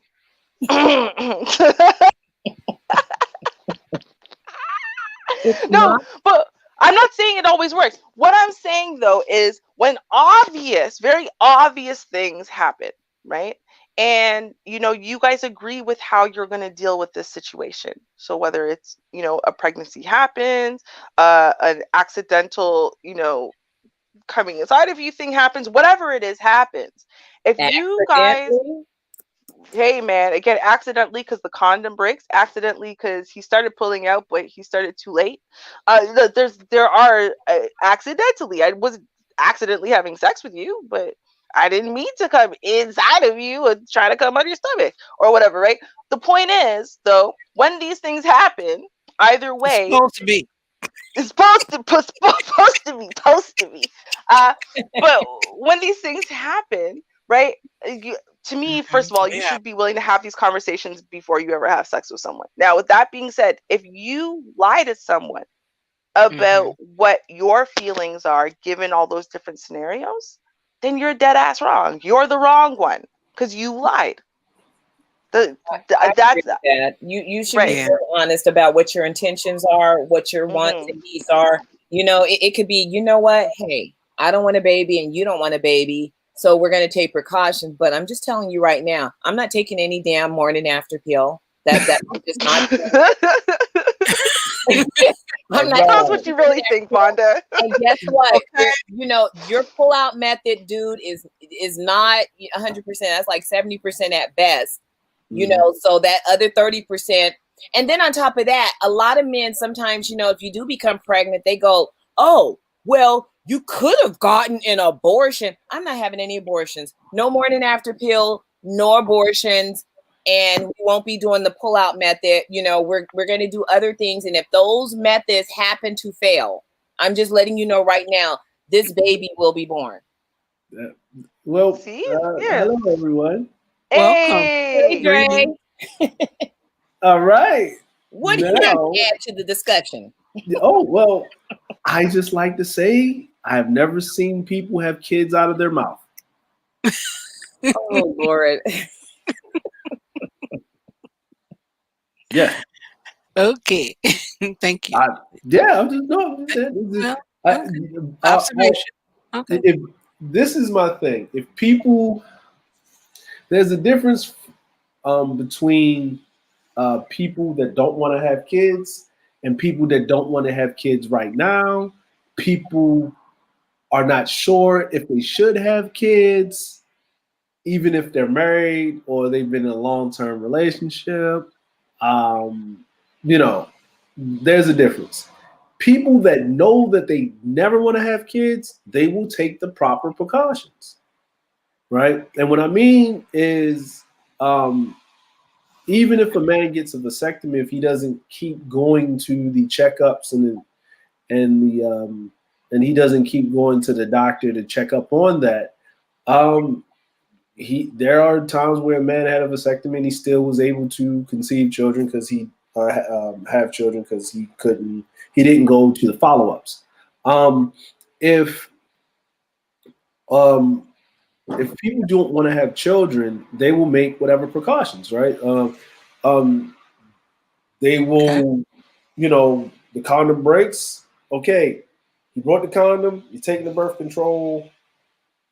The condom break on try number 900, early morning, right? Instead of the morning after, it's today pill, right? Because it's already morning, right? So, she goes and takes the morning after pill because they have this thing where we both decided we're not having kids. Now, what Vonda's actually stating is there's a whole bunch of caveats, right? And she's going to be upfront because she's telling us, or apparently she's going to tell whoever she's with at that time, at that time or so have you, that if your pull-out game is trash, my pills ain't working, right? And I get pregnant, we just gonna have to live with it, buddy. But I'm not intentionally trying to have kids, but I'm not pushed off to the part of if the kid happens through all of these barriers that we put up, then the kid was meant to be here. Now, if you are not pro, and this is what I'm taking from what Vonda's saying, If you want to take this a step further, buddy, you're just going to have to lay down on that table and have somebody go do some snipping to ensure that no kids are coming from you. So, that right there is, and if you agree to those terms, then at worst case scenario, that's what they're going to be. So if you have a kid, this is what Vonda's saying. Ruby's saying, if we agree to this, then I will take the extra onus because, I know that human error can be this. And if you're saying that you don't want to have kids, I'm taking it for what it is. And you don't want to have kids. So I'm going to take every other precaution that needs to happen just in case you get through all these barriers. Now, is there a wrong or a right to this? Relationships aren't black and white. They're a whole different amalgamation because they're people. You got the human factor involved, right? You can say you don't want to have kids, but that's not how life works, right? If you don't want to have kids and you want to be 100% certain, then no one should be having sex. Because the whole point of sex is to make kids. But you know what though? You can control for every factor. That's why I said you can actually make a pre-nookie agreement. You can actually make one that actually counts for all those variables. So for example, right? Let's say I am willing to take the day after pill. I'm not willing to have an abortion, right? So therefore, those are my terms, right? And the pill doesn't work for me, so kind of an issue there. You have to be willing to spring for the much more expensive polyurethane condoms because I'm allergic to latex now that they finally exist. Okay. Yeah. So those are my terms, right? Your terms are you don't want kids under any circumstances.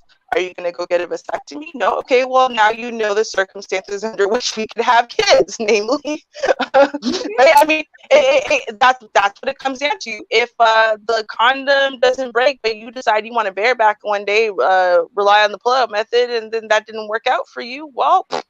Or we didn't notice that the condom or that the condom broke, or we noticed we take the day after pill, but it's not effective, just so we all are clear, given all of that, I'm not having an abortion, therefore we're having a baby. So this is where I'm saying, like, you come up with all of the terms, right?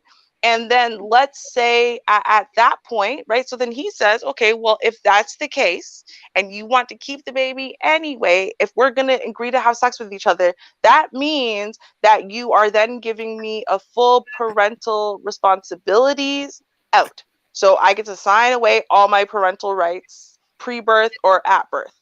Yes? No. Yes? Okay, there you go. Now, if we can agree on this, we should have a sexual relationship. If one point of this on either side doesn't work for the other party, we shouldn't be having sex with each other. Because as we said, it's these are things you have to talk about because these are all things that can happen. And you're absolutely correct, Ruby, because I'm going to tell you, when my husband, stated to me, and this was my husband, this was not my boyfriend or some dude I was living with. This was my husband. When he said, oh, you know what? I don't want to have any kids. I thought about it and I don't want to have any more kids.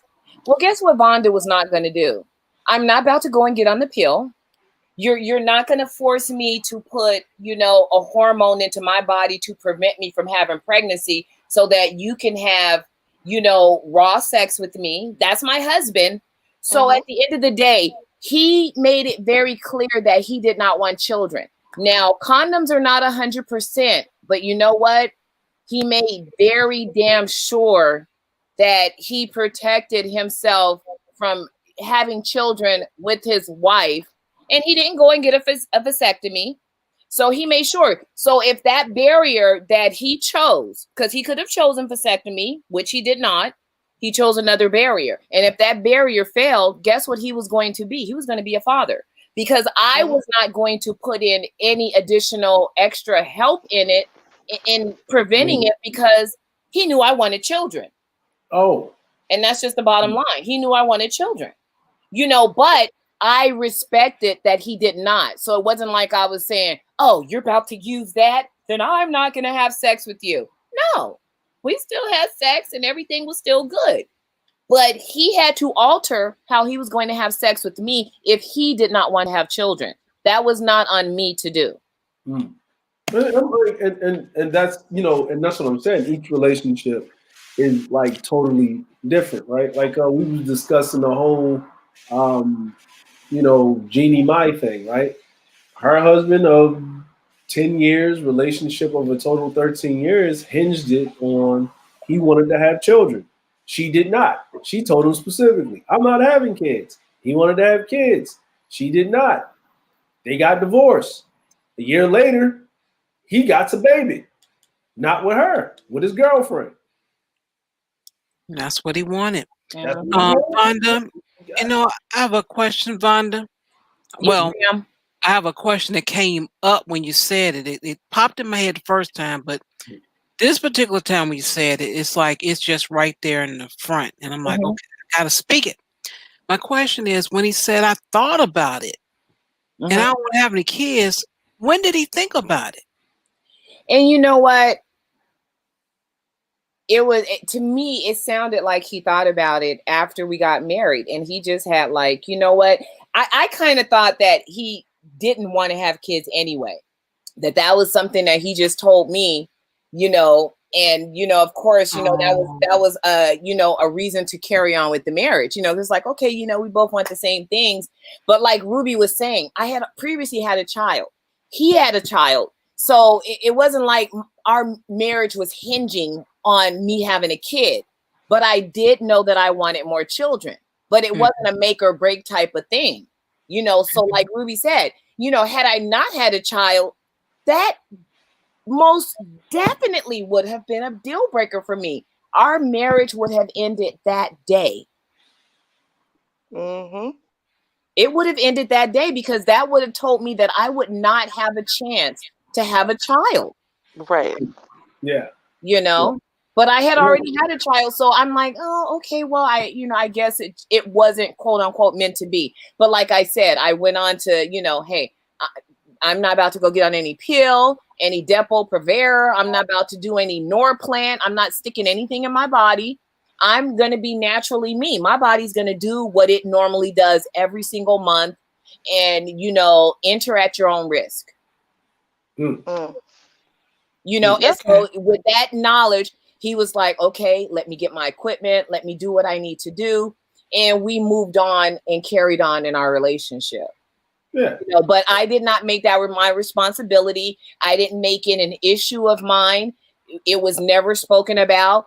You know, he made sure he did what he did. Now, in the interim, you know, if the barrier, you know, was breached or it broke or it did not, you know, prevent the pregnancy, then we were going to be parents, you know, of a child together. And that's just the way it was.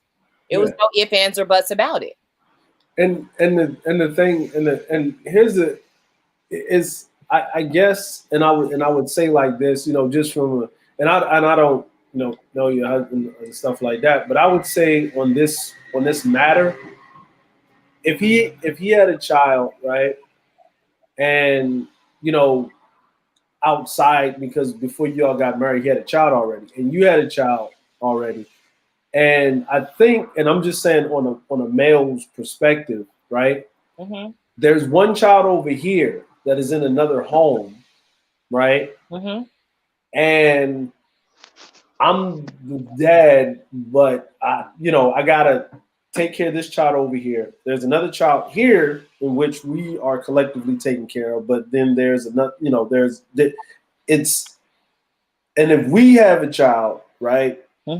And now what's going to happen, and most men, this is how they think about it. I don't want to treat this child any different than our child, any different than this child that's already here and the child that's already there. I already have to, you know, I'm not giving enough attention to this child that's over there. That's the first child, because that child is not here. And this child is here, and I can't overly give attention. And, you know, God forbid the day comes when this child says, well, you ain't my daddy. Right. And most men, you know, from in the standpoint of the situation, it's this hairy thing. Right. So I guess in his situation, he was mulling over, I know she wants children. And what really would seal our relationship of being tethered together for the rest of our lives would be a child. Mm-hmm. Right? And it's a whole different ball game when two people have children and they're married, right? Mm-hmm. It's something where you're walking around and you look at that child and he's like, yep, he acting just like you. That's what you do, right? Or nope, that's your, because me and my wife do it all the time. Yep, see, you doing exactly what you do. See, you know, and I do that too. Like, nope, see that right there? Yeah, see, I don't do that. That's some white people stuff. You doing what you do. Like, I do that all the time. Like, we have this joke and this laugh and this funny part, but I thought about it. What if we never had a child together? Mm-hmm. Would we able to connect on that final level? And I'm a person where I'm not a kid-friendly person. Like, I can tolerate children. I'm not like a whatever, but I'm not a childbearing person because I wasn't that type of, you know what I'm saying? Childhood for me was very arduous. You know, I was an only child. Like, I was, my best friends was adults. Like, children were annoying to me. Like, other children when I was a child was annoying to me because, I was mature before I was supposed to be. So when I deal with children, I deal with seen, not heard. Why are you making all that noise? Why are you breathing? I don't want to hear anything. Why are you breathing? Okay. Why are you breathing? You know what I'm saying? What do you want? The lights are on. Food is. What more? Oh, you need attention. There's a belt. Do you want that attention? Don't sit down. You have video games. You have this. Okay, sit down in the chair. How may I help you? What do I need to have? Why are you? Adults are speaking. Why are you still here? There's nothing you need to say. You're talking too much. Like fix your face before I fix it for you. Like, these, I understand these things that I'm saying. We're laughing, but this is the way I was raised. This is how children and adults operated, right? But and thank God for my wife, because it's different, right? They have the conversation, they joke and they laugh and they play. And I laugh with my children, but when I laugh with my children, it's more of a silent laugh, and it's like this telepathy type of thing, right? And I understand that being married and having a child with the person that you're married to raises, it brings you closer together, but it keeps you tethered to each other when stuff get rough. Because those, what I mean, it's not like the Brady Bunch where you got these kids and we got these kids and we just put them together like a sandwich. And if the sandwich don't work, you just take the pickles and the onions off. No, that's not how it works, right? It's a child. So I guess what he was thinking was, how can I once again give this, and this person?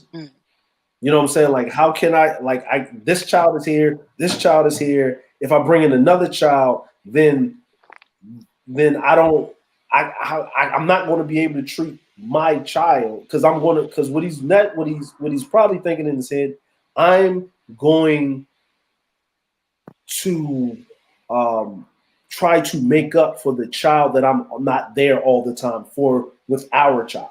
And what's going to happen is, I don't want this child to feel alienated from this being happening, especially that child over there, because you may get what he's talking about with the other mother, but you're not going to get everything. Men are not going to share almost everything and just have diarrhea of the heart all the time, right? Mm-hmm. So we're going to eat a lot of stuff. And he probably thought, it's not that I don't want to have children with you, it's that I don't think it's logical for me to be able to have another child and have that responsibility while I'm trying to still figure out these two children. Like, and you know what? I can understand that, Dre. I can totally understand that, because when I did get with my husband, my son was very young. He was a baby. He was a baby. So he raised my son.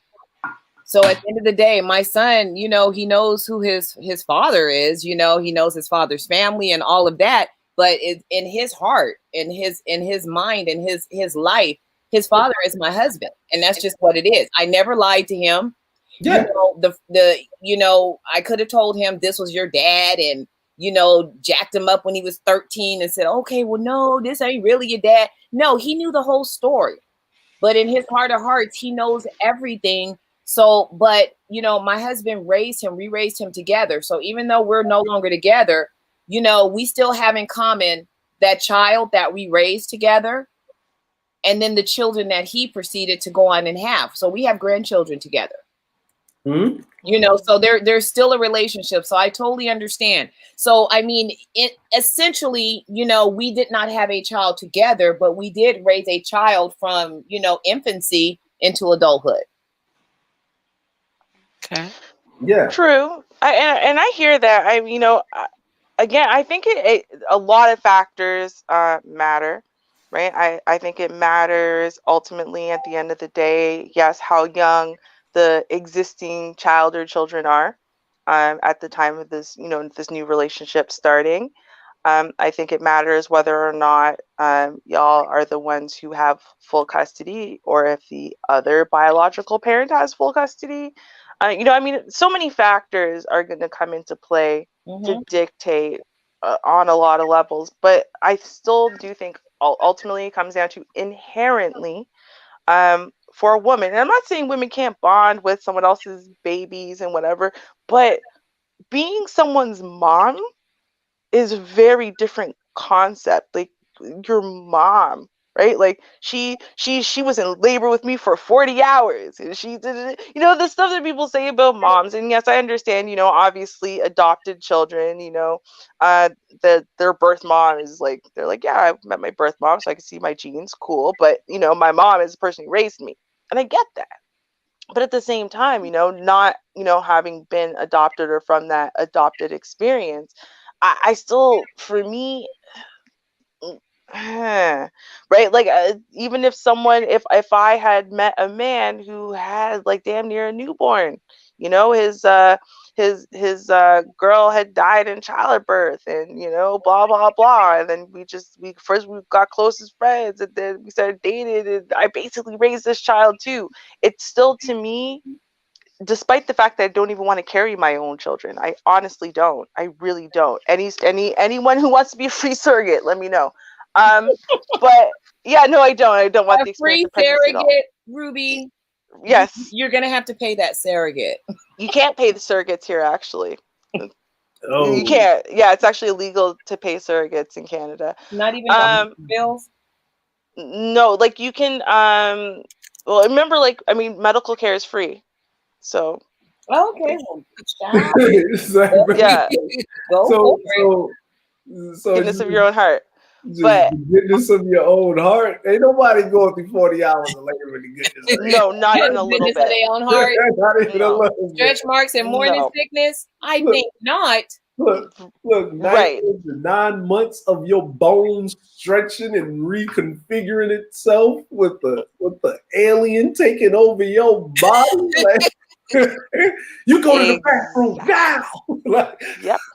Yep. That's why normally surrogates are actually someone in someone's family or whatever here, because there isn't a financial incentive. You can't. I mean, you could do it illegally under the table, but it is very illegal. It's not. Yeah. But anyway, not my point. Point is that ultimately it comes down to, even given that, the fact that this child is not biologically mine. That is to say, I am not passing on my genes. So my relatively perfect genes are just going to die out with me. I don't know if I could live with that for the rest of my life. And seriously, that's why I want progeny. I wouldn't even mind if someone else raised my children, right? I just want some children that are biologically descended from me. That's just what it comes down to for me, right? Now, other people might feel fulfilled in other ways, and that's okay for them. For me, I was never going to be the one who was going to be fulfilled by raising someone else's children. I wasn't going to be the one. I mean, I love my godson more than I love myself, but it's very clear I'm not his mom. Right? I can't take the mom role, right? Like, even God forbid anything happened to his mom.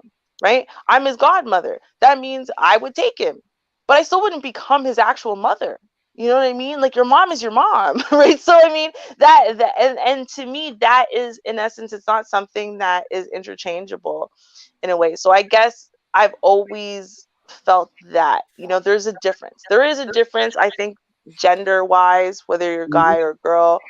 I also think there's a difference, though, when it comes down to, like, see, some people are okay with just having a really great, really strong marriage, because everything they want from life is marriage, right? They want a married life. They want to be able to take trips every year and blah blah blah, and sleep in on Sundays, and the life that they want, the lifestyle they're looking forward to, the careers that they want, everything is better geared or better suited towards people who don't have children, and that's what they want. They want a really strong, solid marriage.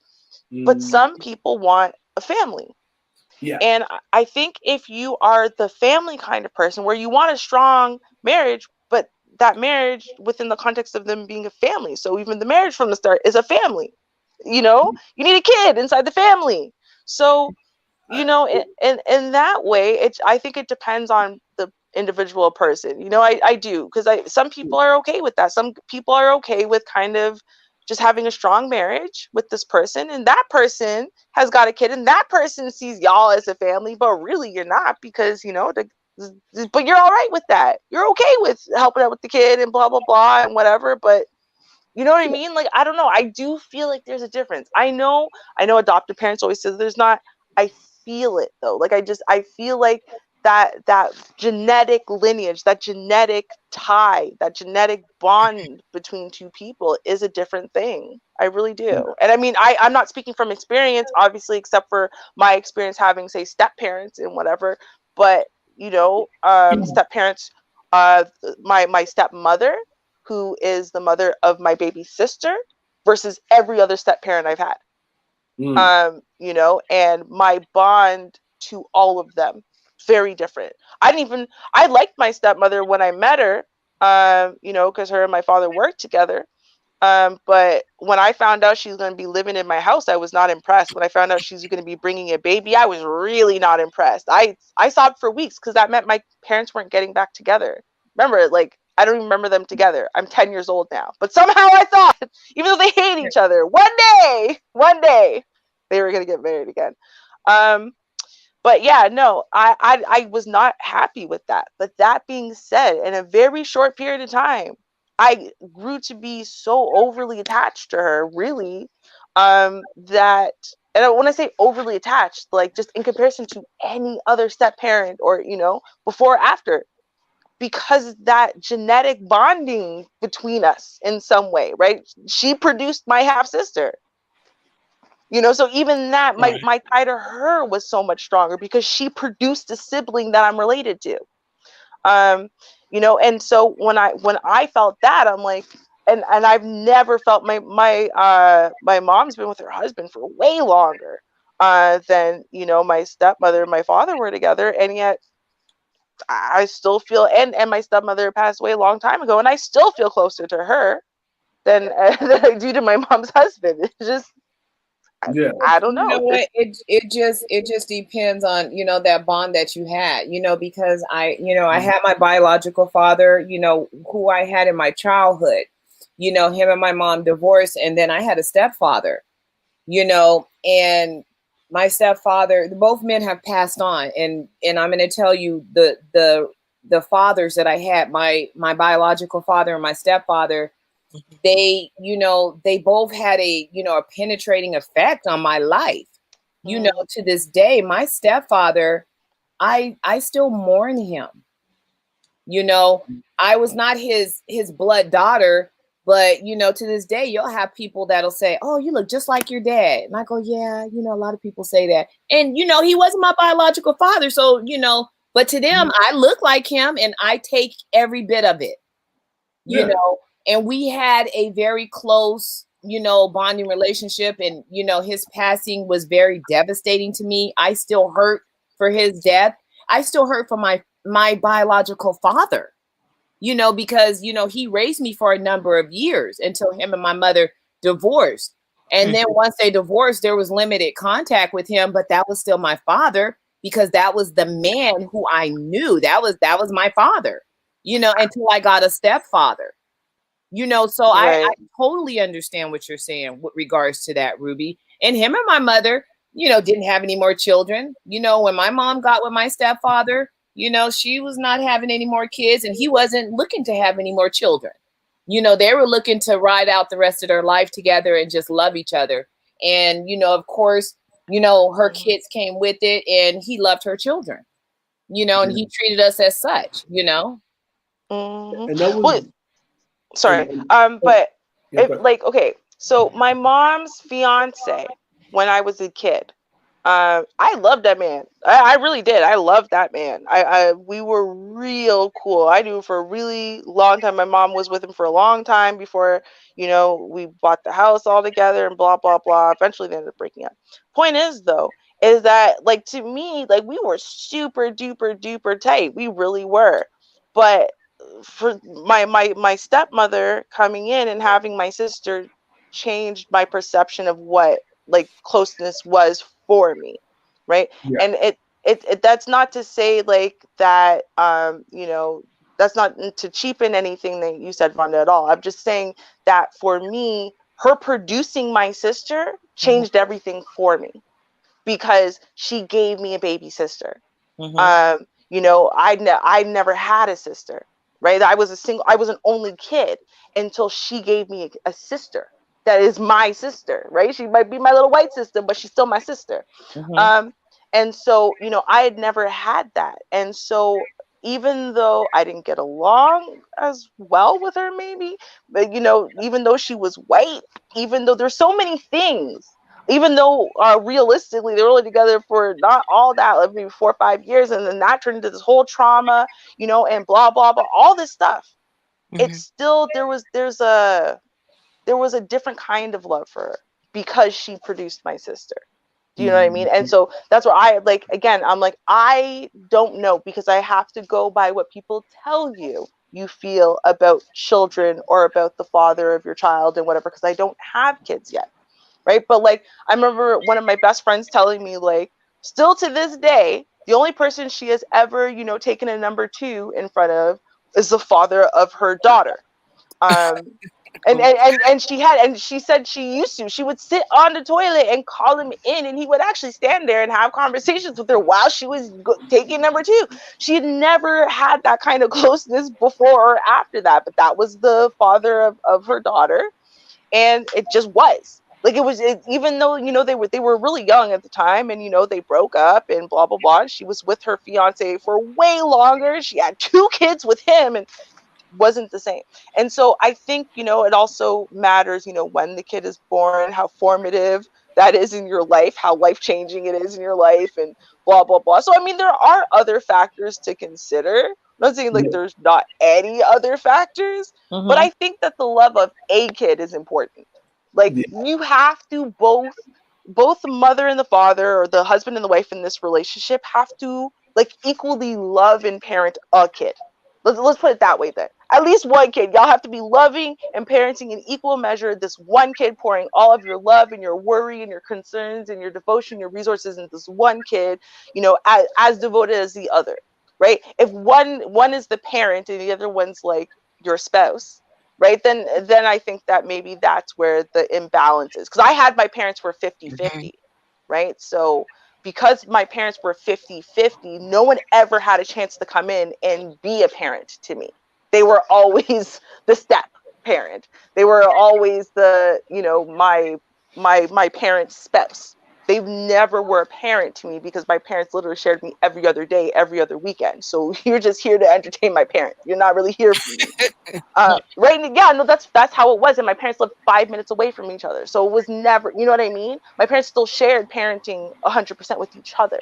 So maybe that's why I see it differently too. And that's why the experience was different, because the only way someone could have changed that dynamic was by introducing a third party like my sister, right?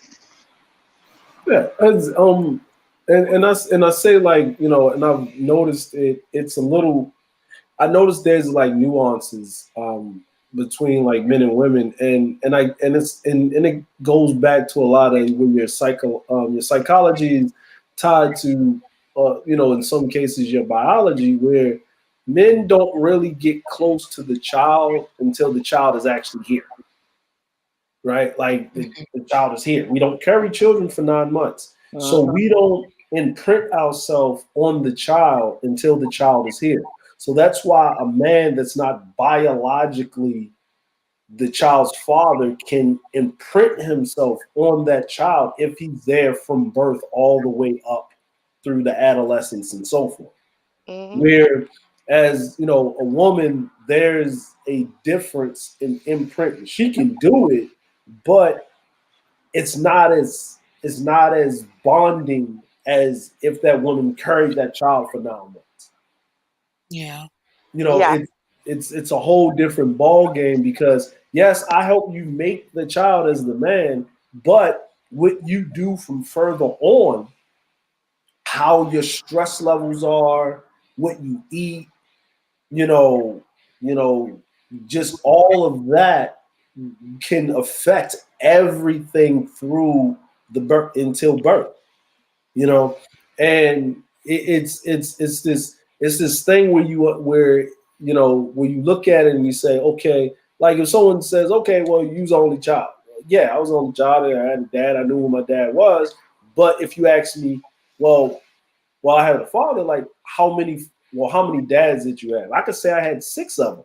And it's like, what? How do you have that? Well, there was my stepfather, him and my mom fell out, but that was the first man that I felt that whole dad thing, right? Where he would carry me on the shoulders, and we would go out, do stuff. And this is when I was young, and they had a little violent situation in the house, and he was gone, right? And I saw him on the streets, and it hurt him, but out of respect for my mom, he went about his business. I never saw, then there was this older gentleman that always looked out, and he was like an uncle type of thing, older gentleman.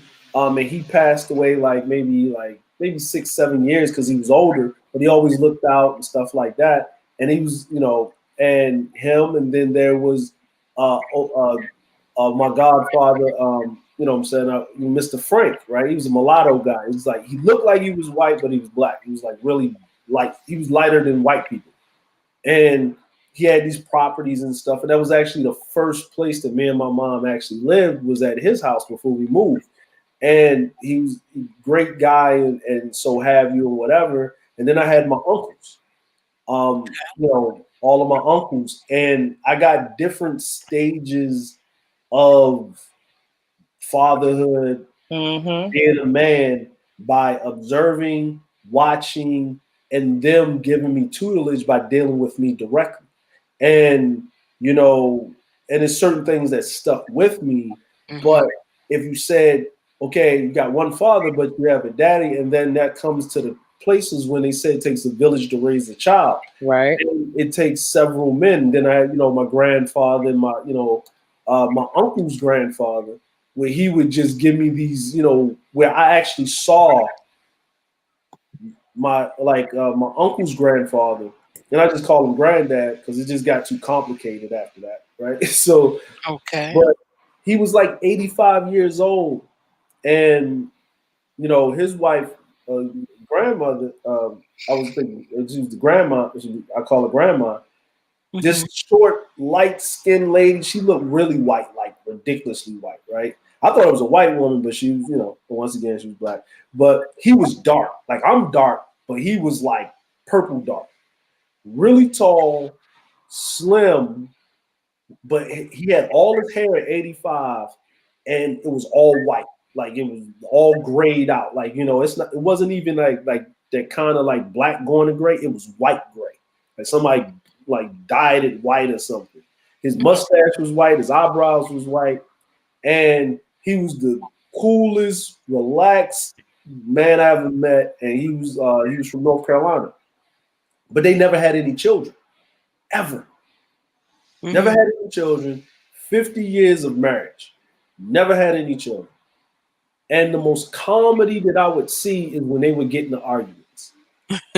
Right? I'm like, y'all been, and I asked him one day, like, Granddad, y'all was in here for 50 years. Y'all been together for 50 years. I said, I know, right? He said, and y'all still arguing? He's like, yeah. I was like, when y'all gonna stop arguing? When one of us dies?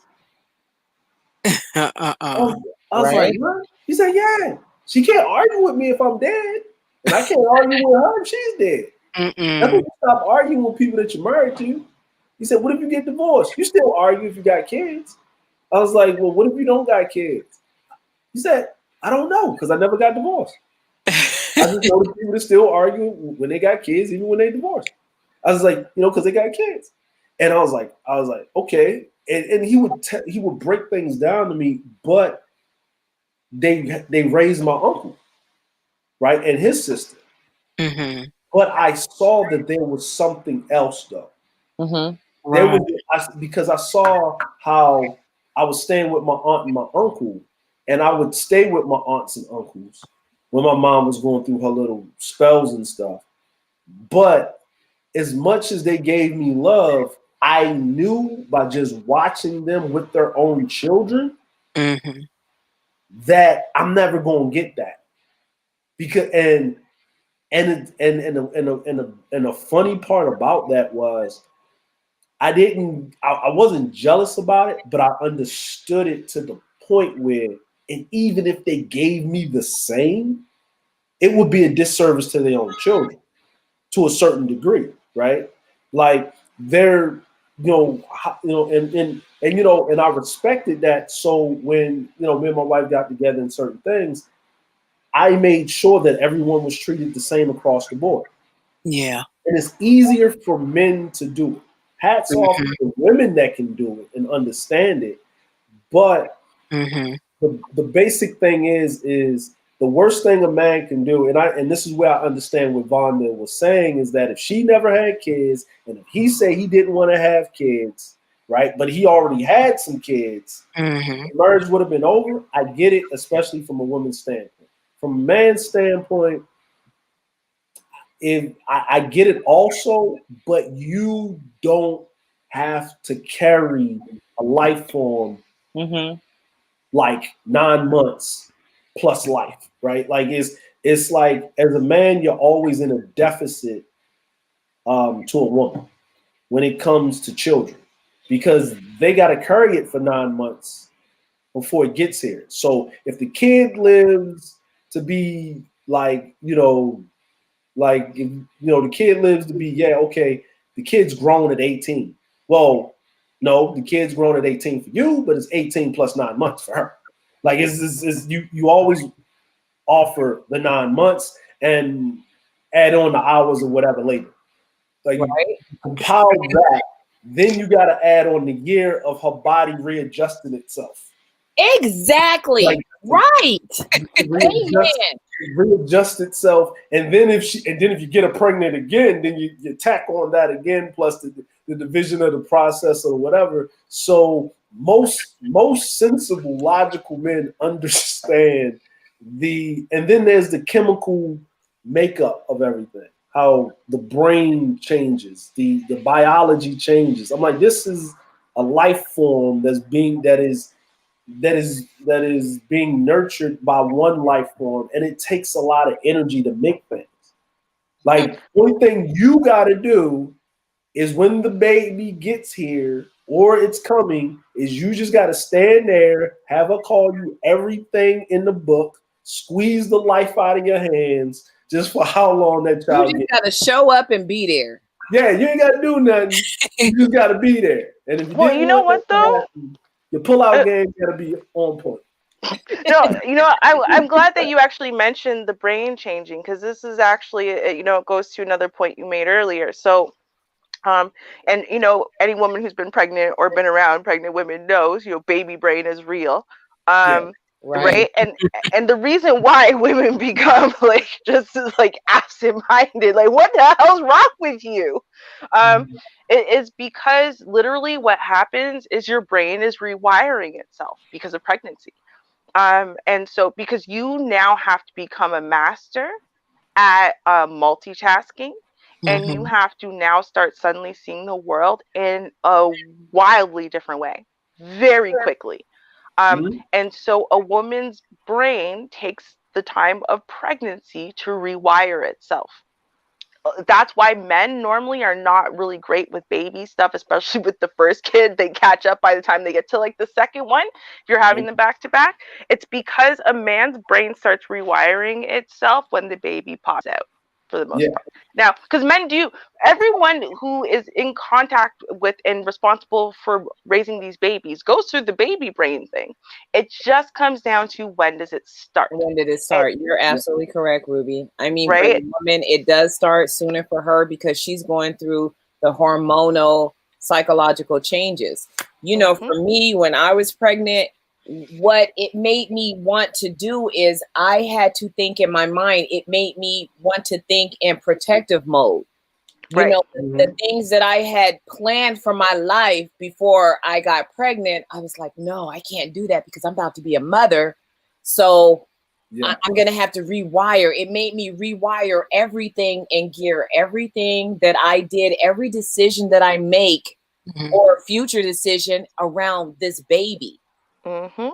And, Yeah. you know, it was a while before I realized that not all women do that.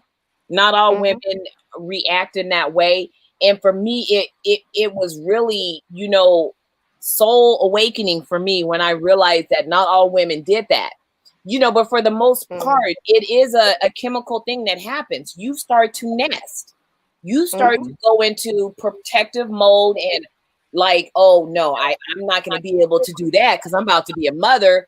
So I'm going to have to, you know, tweak it and change some things so that I can still be a mother and take care of this baby effectively, but still be able to do this, that, and the third. You know, and then Right. maybe I'm not going to be able to do the third. I can do this and that, but the third I won't be able to do because I have to protect this baby. You know, Mhm. so it totally rewires you, and it starts little by little, and you have absolutely no control over it. Nope. It's Yeah. stuff that happens to your body, and you're like, what the hell? Nature. Mhm. Yeah. Yeah. Well, it's one of the reasons why, for example, babies are born normally within the first year of their lives looking like their fathers. You know, there's a reason for that. It's to What make the hell is that all about? That is so it, freaking true. right. Yeah, it's He actually has it's an so little to do with it, and this baby looks just like him. him. Yep. Yeah. It's actually because see, a woman knows the baby's hers. It came out of her. But men, Yeah. evolutionarily, right? Men didn't know babies were theirs. So therefore, things evolved to help men know that a baby is theirs, Mhm. identify it as theirs, and therefore invest and bond and start this process, right? Yeah. And so one of the things is therefore the baby is going to look like the father. So when the father looks at his face, he sees himself. He because he can see Mhm. it. I looked at this kid, that's mine. It can't be anyone else's kid. It's got to be mine, right? So when that happens, right, then what happens? He gets that bond, the same bond that you feel that kick inside your body. Oh, that's a baby kick. That's not gas. That's a baby kick. I know what that is. He sees that baby, and his brain starts to now shift.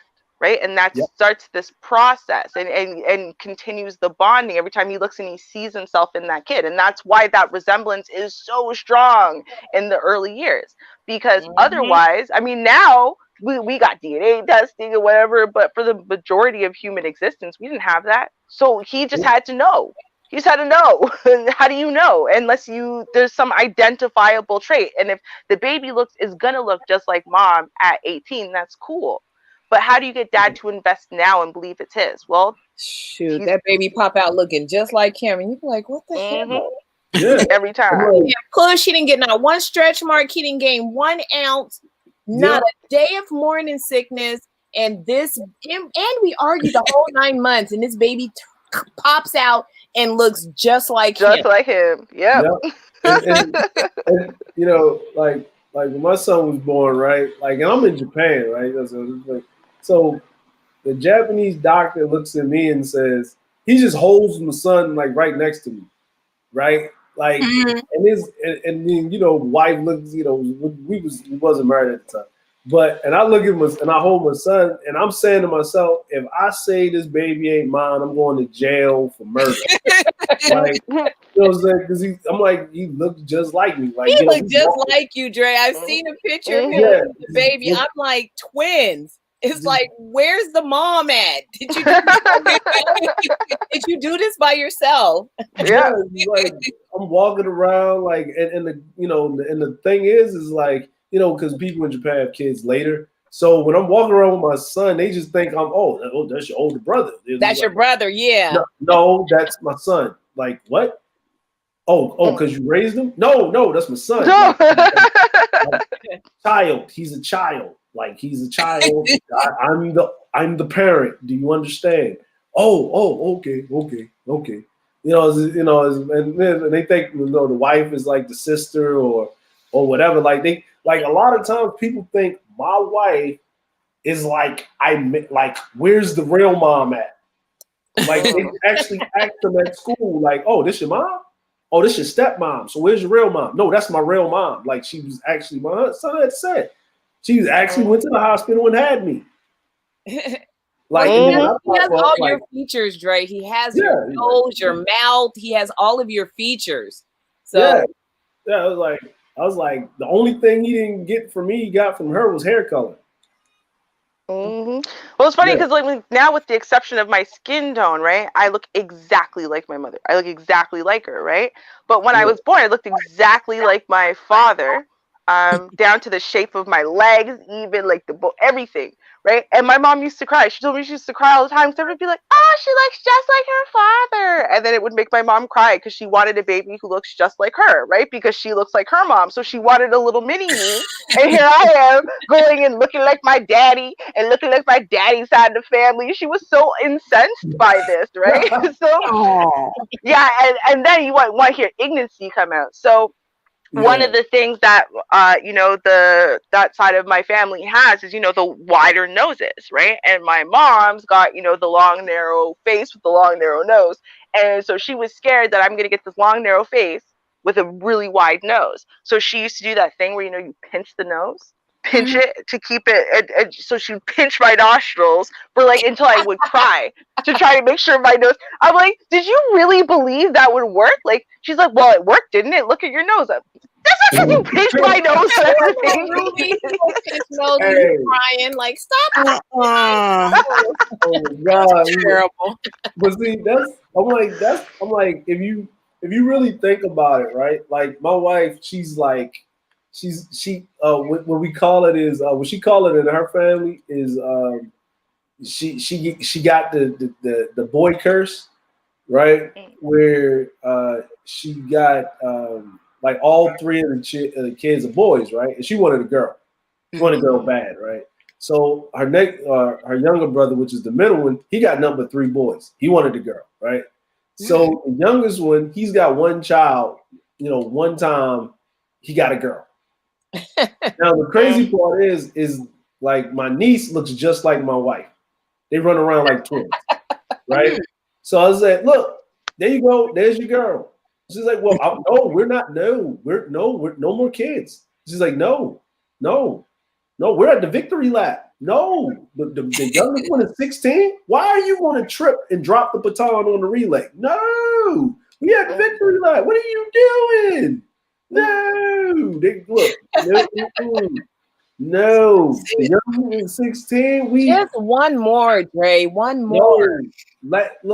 Look, you got 2 years. It'll blend in. You'll never know that the baby's there. Listen. You got 2 years left on a 20-year sentence, and you will go ahead and stab and kill somebody.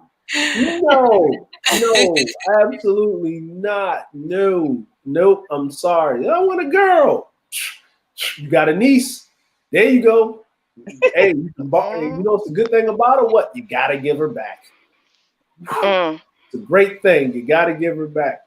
Like when we moved in, the first thing my niece did, she got her own towel and toothbrush. Yeah, that's where we'll be at on the weekends. Where's my spot at? I just need to know, where's my little spot at? Yep, the spot. And she sleeps in my son's room because they're more like sister and brother. And he's like, we just moved in, and we got everything. Like we got the furniture straight and everything. And the first thing she did was she walked in his room, and he was in there playing the game, and she just kicked all of his stuff on the floor and took over the bed.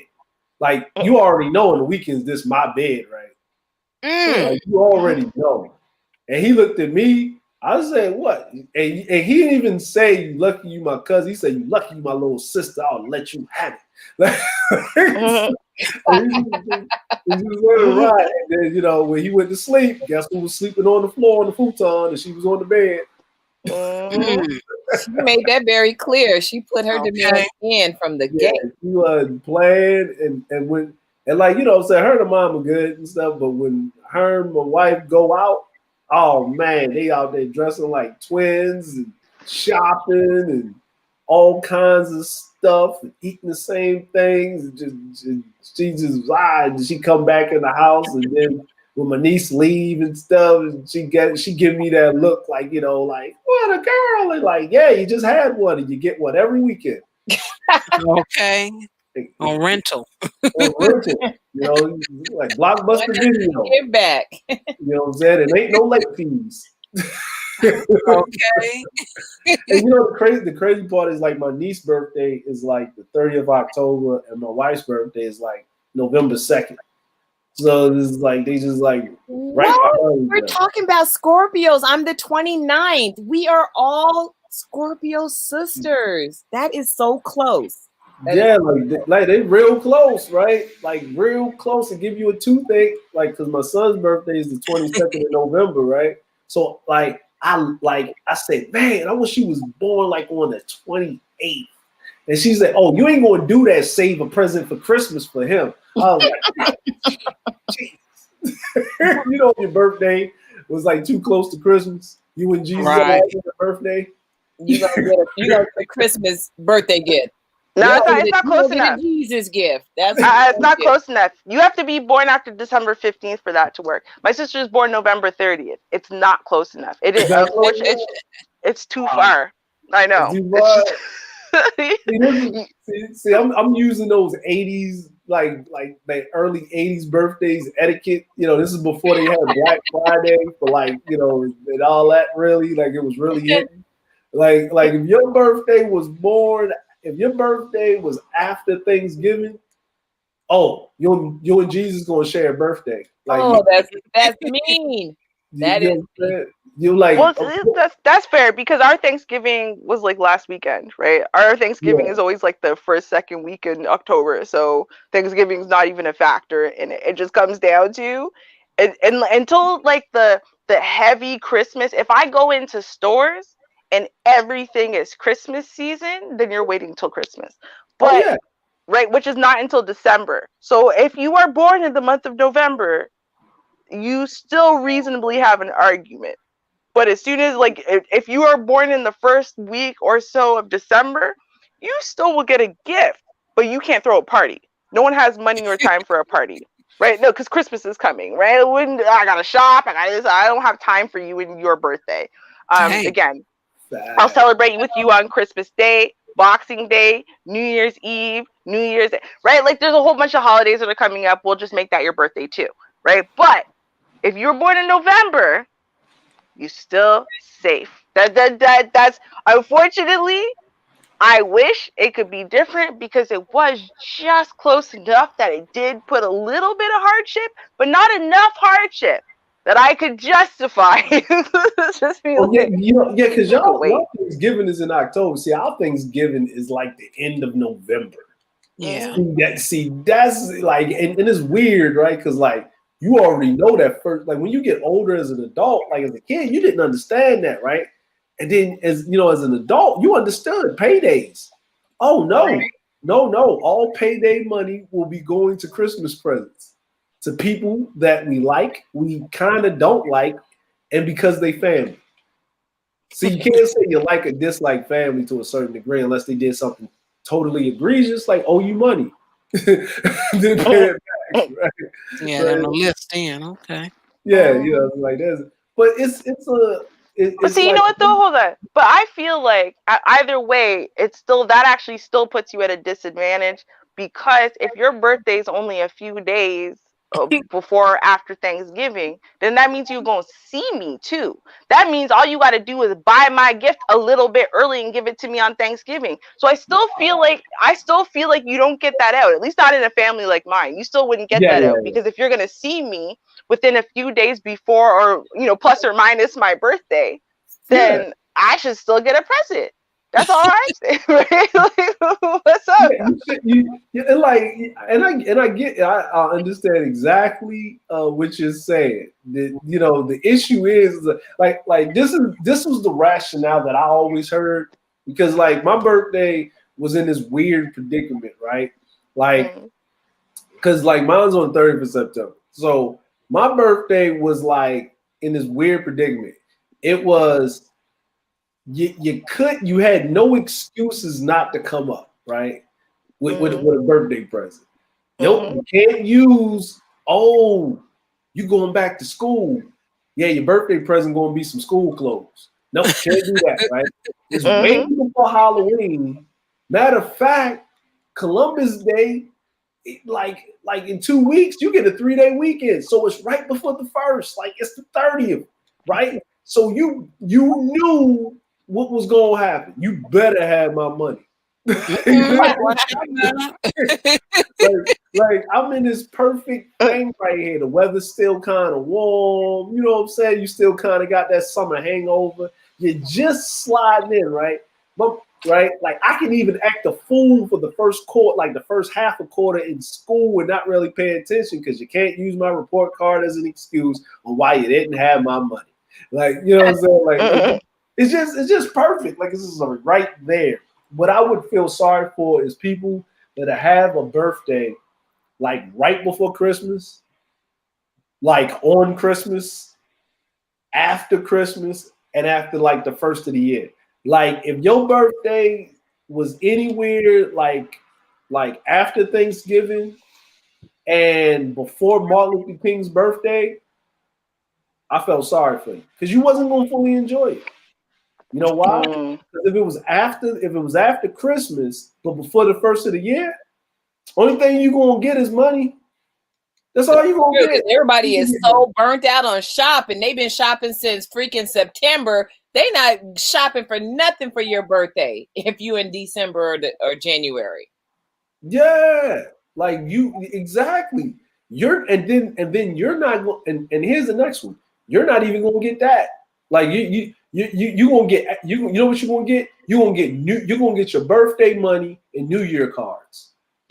Happy New Year's. New Year's didn't even start, right? Then you know what you're gonna do? You're gonna have a birthday party after the New Year, right? With people wearing them New Year hats that their parents gave them that came back from the party. Right? For real, you gonna walk around with that you know that green, you know, with the sequins all on it, looking like a leprechaun that says Happy New Year on. You gonna be at your birthday party, just sitting there, just sitting there, because we all know like New Year's Eve parties are pretty much Christmas for adults. Like, you know, kids don't care about the New Year's. We had Christmas, you know. So then you and then anytime after that, what are people doing with that next check, right?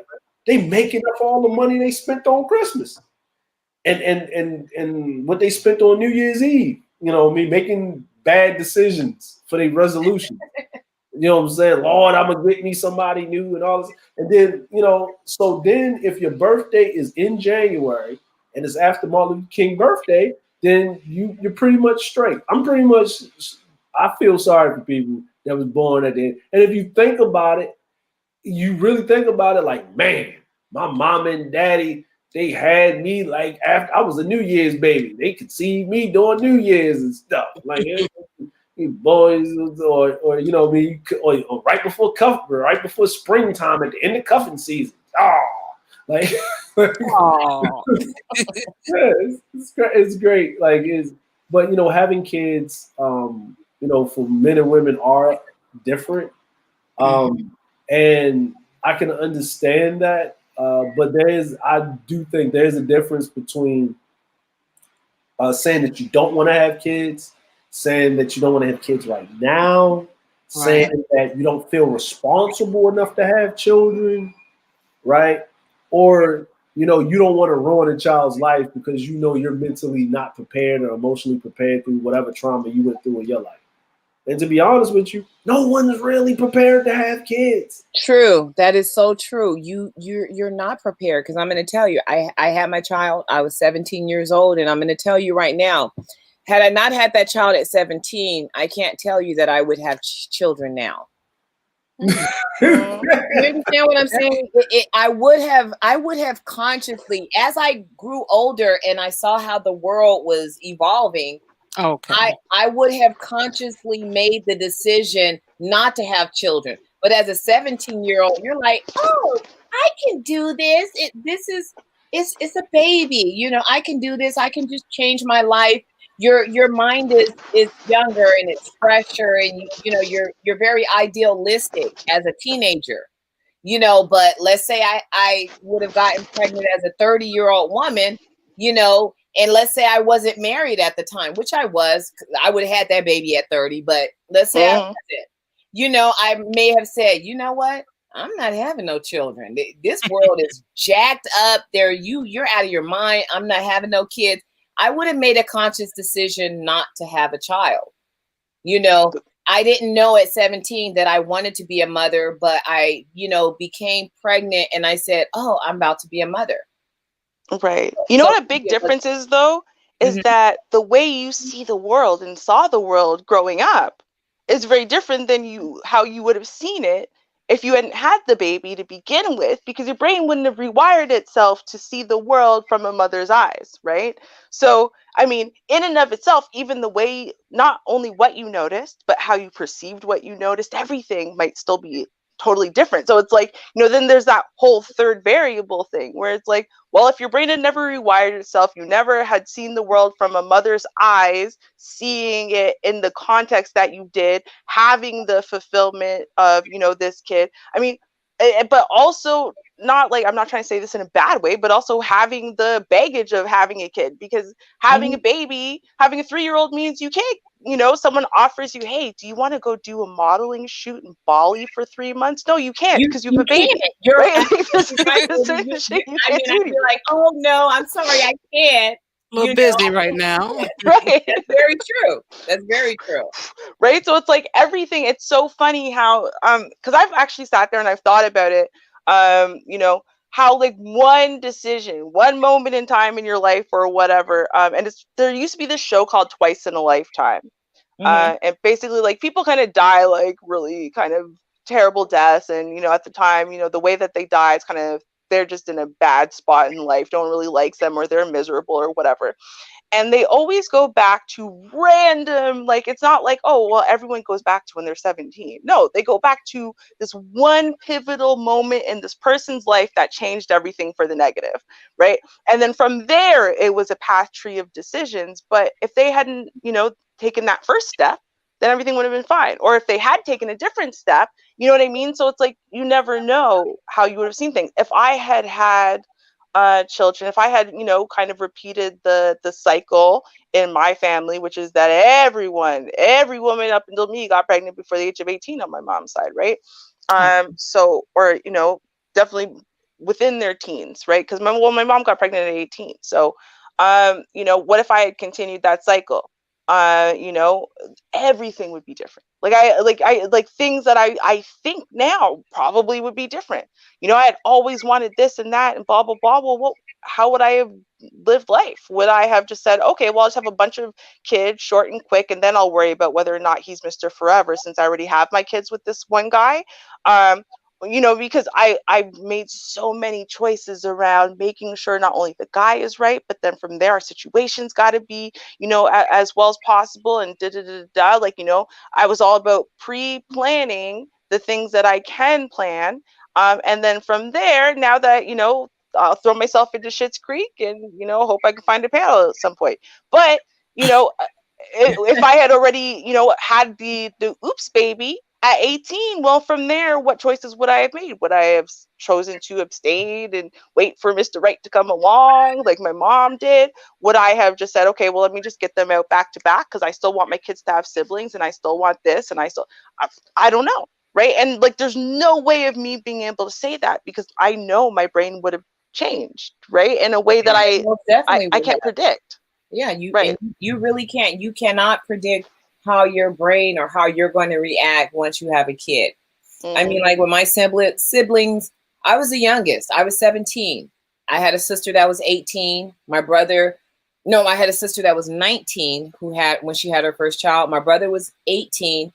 And I had a sister who was 30 when she had her first child. I was the youngest one, out of a whole bunch, in various different times.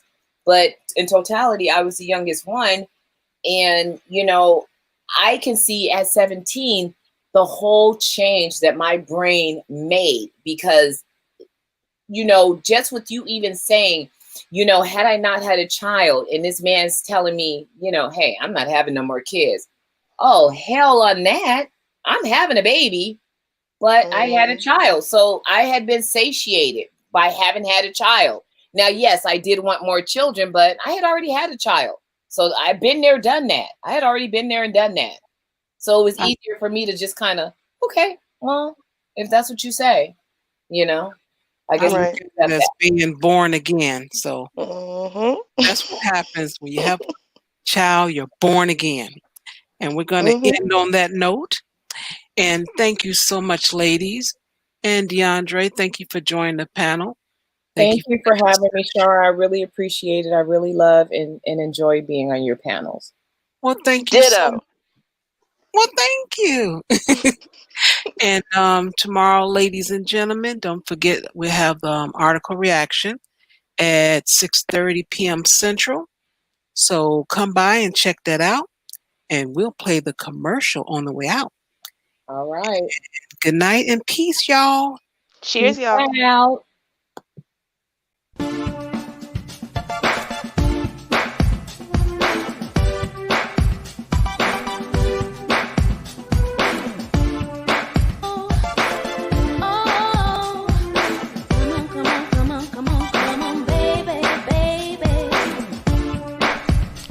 Hey folks, it's your nighttime, it's your right time DJ Music. Make sure you join Char Willie each and every Saturday, 7:30 Eastern, 6:30 Central for article reaction, right here on your local YouTube channel. Don't forget, like, share, subscribe to Article Reaction.